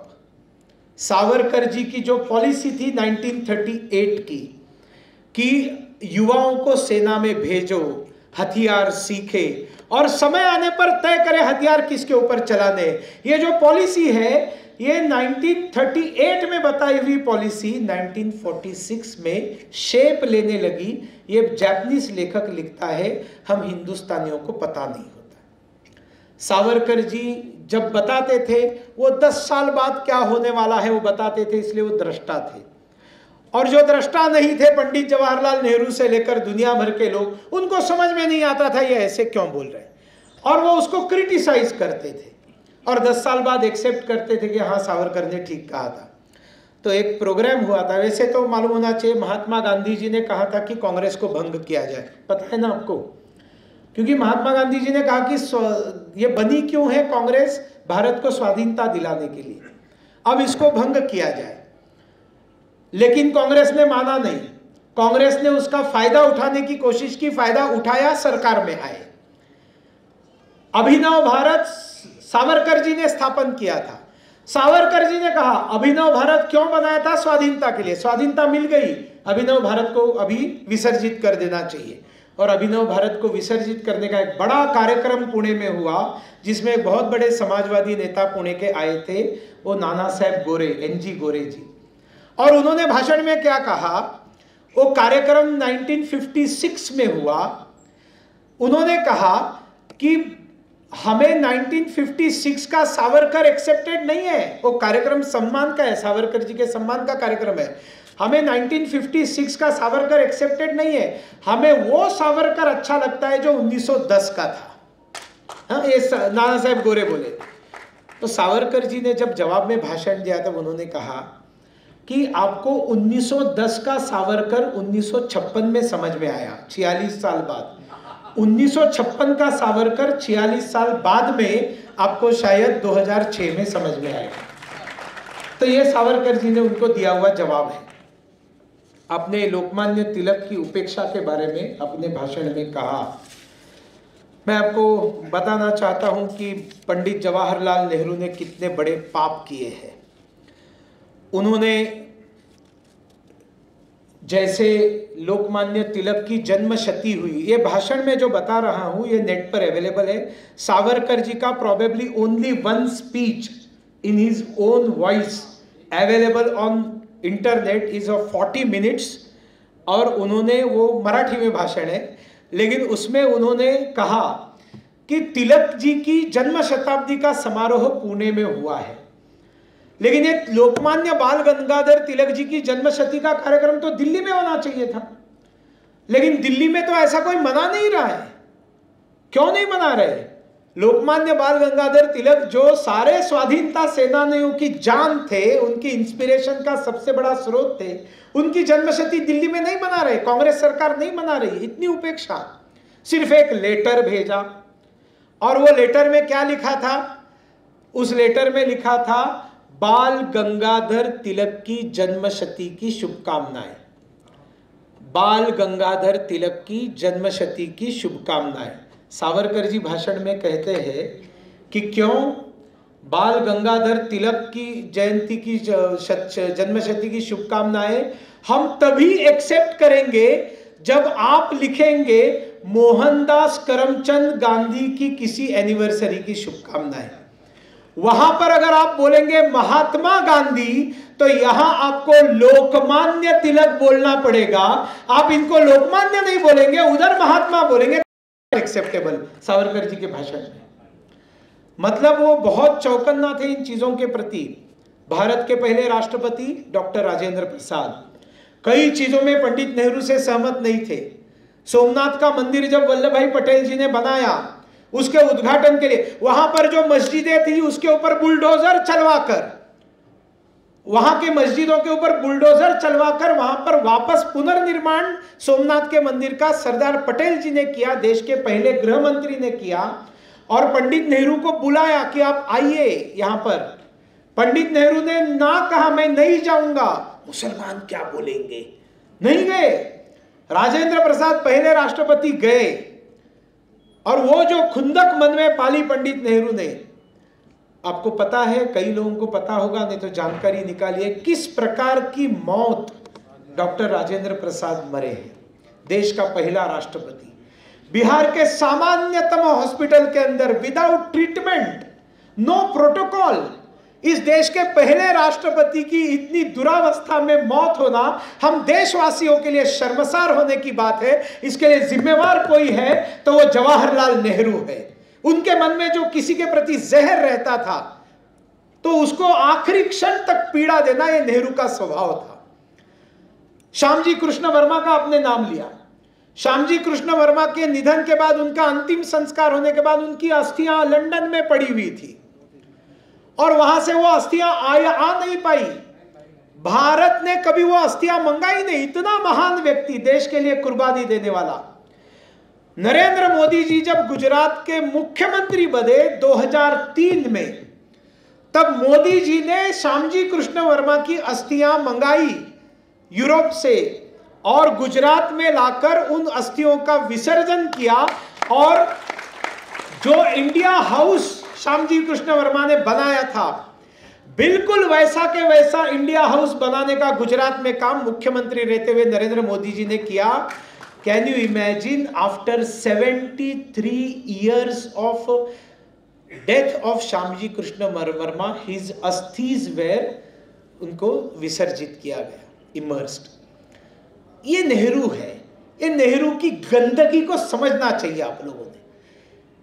Swatantryaveer Savarkar ji के साथ राजनीति की, महात्मा गांधी जी की हत्या देश का कोई व्यक्ति एक्सेप्ट नहीं करता है। नथुराम गोडसे का समर्थन कोई नहीं करता है, क्योंकि इन रास्तों से कभी हम विचारों की लड़ाई जीत नहीं सकते हैं, ये हिंदुत्व मानता है। उसमें सावरकर जी का कुछ लेना देना नहीं था। उस हत्या में राष्ट्रीय स्वयंसेवक संघ का कुछ लेना देना नहीं था। नथुराम गोडसे जरूर संघ की शाखा में जाता था, नथुराम गोडसे जरूर सावरकर जी के साथ रहा हुआ था। इसका मतलब यह नहीं होता है कि उसने किया हुआ हर कृत्य इनके बताने पर हुआ है। पंडित नेहरू ने मिसयूज किया इस घटना को राजनीतिक शत्रुओं को खत्म करने के लिए। इतना बड़ा पाप नेहरू ने किया है। और जैसे उनको बंदी बनाकर रखा, देखिए स्वाधीन भारत में जेल में जाना पड़ता है, मतलब अंग्रेजों के जमाने में जेल में जाना पड़ता है, आप समझ सकते हैं। लेकिन स्वाधीन भारत में बार बार सावरकर को जेल में भेजा है, बार बार भेजा है। रानीमा गाइडिंलियू को जेल में रहना पड़ा है। क्यों? Nehru was misguided, Nehru was miss informed कि वो स्वाधीनता सेनानी नहीं है, वो एक डकैत है, लुटेरी है, डाकू है। नागालैंड की रानी मणिपुर में जन्मी, इतनी महान तेजस्वी स्वाधीनता सेनानी रानीमा गाइडिंलियू, लेकिन स्वाधीनता के बाद में कई वर्ष तक नागालैंड में अंडाकृति जेल में, ओवल शेप में, जिसमें रहना मुश्किल होता है, ऐसे जेल में दिन बिताने पड़े बिकॉज ऑफ नेहरू। उन्होंने नेताजी सुभाष चंद्र बोस की उपेक्षा की, उन्होंने डॉक्टर बाबा साहेब अंबेडकर का अपमान किया। आज झूठ बात बताते हैं मोदी जी, संविधान बदलेंगे, संविधान बदलेंगे। केवल झूठ, दलितों को झूठ बोलना, आदिवासियों को झूठ बोलना। दलित और आदिवासियों और ओबीसीयों का सबसे बड़ा विश्वासघाती अगर कोई है तो वो कांग्रेस है, मैं दावे के साथ बता सकता हूं। इसके ऊपर 1 घंटा में भाषण दे सकता हूं, एक एक ऐतिहासिक दाखले देकर बता सकता हूं कैसे कैसे अंबेडकर जी को प्रताड़ित करने का काम कांग्रेस ने किया है। इतने उनके गर्व जिस पर हमको होना चाहिए ऐसे स्थान। आपको मालूम है डॉक्टर बाबा साहेब अंबेडकर ये हिंदू समाज सुधारक थे। कम्युनिस्टों ने उनको हाईजैक कर लिया, उसके ऊपर मैं अधिक नहीं बोलूंगा, लेकिन सावरकर और अंबेडकर के रिश्ते बेहतरीन रिश्ते थे। चौदार तले का जब सत्याग्रह हुआ तब सावरकर जी ने लिखित समर्थन भेजा रत्नागिरी से कि मैं सपोर्ट करता हूं, तालाब का पानी सबने पीना चाहिए, सिर्फ सवर्णों ने, गलत बात है, दलितों को इस तालाब का पानी मिलना चाहिए। नासिक के कालाराम मंदिर का सत्याग्रह किया डॉक्टर अंबेडकर जी ने, सावरकर जी ने लिखित में पत्र दिया कि कालाराम मंदिर में प्रवेश को मैं सपोर्ट करता हूं। और जब नेहरू ने सावरकर जी को फंसाया महात्मा गांधी के हत्या के झूठे इल्जाम में, तब doctor Baba Saheb Ambedkar law minister थे। उन्होंने पुणे के एक भोपटकर एडिटर को बुलाया, दिल्ली चुपचाप बुलाया और भोपटकर जी को बताया मैं आपको इस सारे केस के सारे लूप होल्स प्रोवाइड करता हूं, ये सावरकर जी के वकील को दे दीजिए, वो छूट जाएंगे। समझ में आया आपको? पंडित नेहरू सावरकर जी को फंसाते हैं, राजनीति करते हैं, पॉलिटिकली खत्म करने का प्रयास करते हैं, बदनाम करते हैं। महात्मा गांधी की हत्या की साजिश सावरकर ने, जेल में जाते हैं, मुकदमा चलता है। अंबेडकर सरकार के अंदर है, कानून मंत्री है, लूपहोल मालूम है, झूठ है ये सब। सहयोग करते हैं, आपस में सहयोग किया है। डॉक्टर बाबा साहेब अम्बेडकर जी ने थॉट्स ऑन पाकिस्तान पुस्तक पढ़ी है, सावरकर जी की भूरी भूरी प्रशंसा की है। उन्होंने हिंदुत्व को डिफाइन करने के लिए धन्यवाद दिए हैं सावरकर जी को। उन्होंने कहा है कि पाकिस्तान अगर बनाना है तो यहाँ के सारे मुसलमानों को उठाओ और उधर भेज दो, वहां के सारे हिंदुओं को इधर लेकर आओ, तो पाकिस्तान का जो बनाने का एक अर्थ से सफल होगा। अगर वो वहां पर रहेंगे, यहां पर मुसलमान रहेंगे, तो हमारे सर पर पीड़ा हमेशा बनी रहेगी। ये अंबेडकर कहते, मैं नहीं कह रहा हूं, लिखा हुआ है उन्होंने। लेकिन बाद में वो ये भी कहते कि अच्छा हुआ ये सब एक जगह पर चले गए, ये अगर नहीं होते, ये इस देश में होते तो हमें फ्रीडम तो मिलता, लेकिन हिंदुओं को मुसलमान डोमिनेट करते। आज हिंदुओं को मुसलमान डोमिनेट नहीं कर पा रहे हैं क्योंकि इतनी बड़ी आबादी अलग देश में चली गई। मैं नहीं कह रहा, डॉक्टर अंबेडकर जी ने कहा है। स्वातंत्रवीर सावरकर और डॉक्टर बाबा साहेब अंबेडकर वैचारिक मित्र थे, एक दूसरे के कामों में एक दूसरे को सपोर्ट करने वाले थे। इंदिरा गांधी ने प्रधानमंत्री रहते समय सावरकर जी की तारीफ की हुई है, डाक टिकट रिलीज किया है। राहुल गांधी को मालूम नहीं है दादी ने क्या किया है। शरद पवार जी ने पुतले का अनावरण किया, वहां पर पुणे के नजदीक एक जगह पर सावरकर जी के अर्धाकृति पुतले को, चीफ मिनिस्टर थे शरद पवार, उद्घाटन के लिए गए। उन्होंने भाषण में कहा कि सावरकर जी के हिंदुत्व से हम सहमत नहीं है, लेकिन सावरकर जी का त्याग, सावरकर जी का संघर्ष, उनकी देशभक्ति, उनके भाषण, उनके संगठन कौशल्य, उनका साहित्य, ये बेजोड़ है। ये हम मानते हैं कि एक महापुरुष है। वही शरद पवार राजनीति में इतने बुरे दिन आते हैं कि वो सावरकर की निंदा करने में कोई कोताही नहीं बरतता। केवल राजनीति है जो सावरकर जी को बदनाम करने का प्रयास करती है, अन्यथा आप देखेंगे कि सावरकर जी को अच्छा बोलने वाले इवन इन लोगों में भी बहुत बड़ी संख्या में थे। सावरकर जी को भारत रत्न मिला क्या? नहीं मिला। मुझे विश्वास है मोदी 3.0 में सावरकर जी को भारत रत्न जरूर मिलेगा। लेकिन सावरकर को भारत रत्न देने से क्या होगा? सावरकर जी को भारत रत्न देने से भारत रत्न की वैल्यू बढ़ेगी, भारत रत्न की वैल्यू बढ़ेगी। ऐसे 10 भारत रत्न जिस पर न्यौछावर किए जा सकते हैं, ऐसे सावरकर है।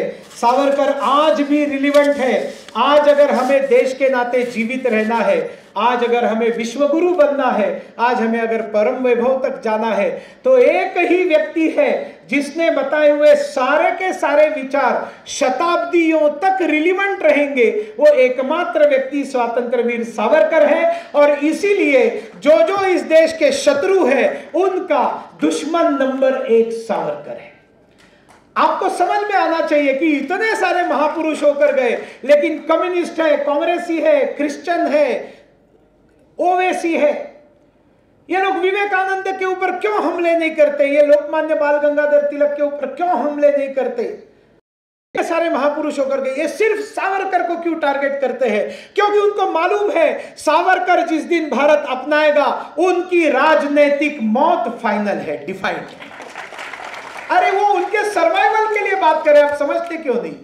उनको जीना है, उनको चोरियां करनी है, उनको इस देश को तोड़ना है, और उनके रास्ते का सबसे बड़ा रुकावट कोई है तो स्वतंत्रवीर सावरकर का जीवन है, उनका विचार है। और इसलिए वो ये बार बार लगातार रोज डिबेट्स, रोज कुछ ना कुछ निकालकर सावरकर पर अटैक करते हैं, प्रतिमा मलिन करने का प्रयास करते हैं। हमने समझना चाहिए वो ऐसा क्यों करते हैं, क्योंकि उनकी मौत का कारण सावरकर का विचार हो सकता है। तो फिर हमारा कर्तव्य क्या बनता है? हमारा कर्तव्य बनता है सावरकर विचार मंच। ये काम शर्मा जी ऐतिहासिक काम है, और आपके जो केस है वो सफेद हो चुके हैं, लेकिन काले केसों के बहुत लोग यहाँ पर बैठे हुए हैं। आप निश्चिंत रहिए, आप 100 साल जिएंगे। लेकिन मैं आप सबसे निवेदन करता हूँ, जहाँ के भी आप हैं वहाँ पर सावरकर विचार मंच की एक शाखा खोलिए। कुछ नहीं तो आपके जहां आप रहते हैं उस बूथ में एक शाखा खुली, और महीने में एक क्यों न हो, सावरकर जी के विचारों के ऊपर, उनके जीवन को पढ़ने का या उनकी फिल्म को यूट्यूब पर देखने का काम कीजिए, उतना काफी है। एक फिल्म देख लीजिए। उनकी कविताएं तो मराठी में थी, उस कविताओं का अर्थ निकालना बहुत मुश्किल है, लेकिन कम से कम हिंदी में फिल्म बनी है, वो तो देख सकते। पुस्तकें, total sahitya of Savarkar is already translated in English, it is already there in Hindi. आप आराम से उसके ऊपर पढ़ सकते हैं और अभी के परिस्थिति के संदर्भ में चर्चा कर सकते हैं।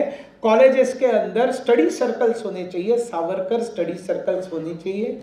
यहाँ बैठे हुए युवाओं को मेरा निवेदन है, ये सब आप कीजिए और ऐसा जो जो करेगा, जो जो करना चाहेगा, उसके साथ दिन रात धूप छांव सुनील देवधर और माय होम इंडिया के सभी कार्यकर्ता आपके साथ खड़े रहेंगे।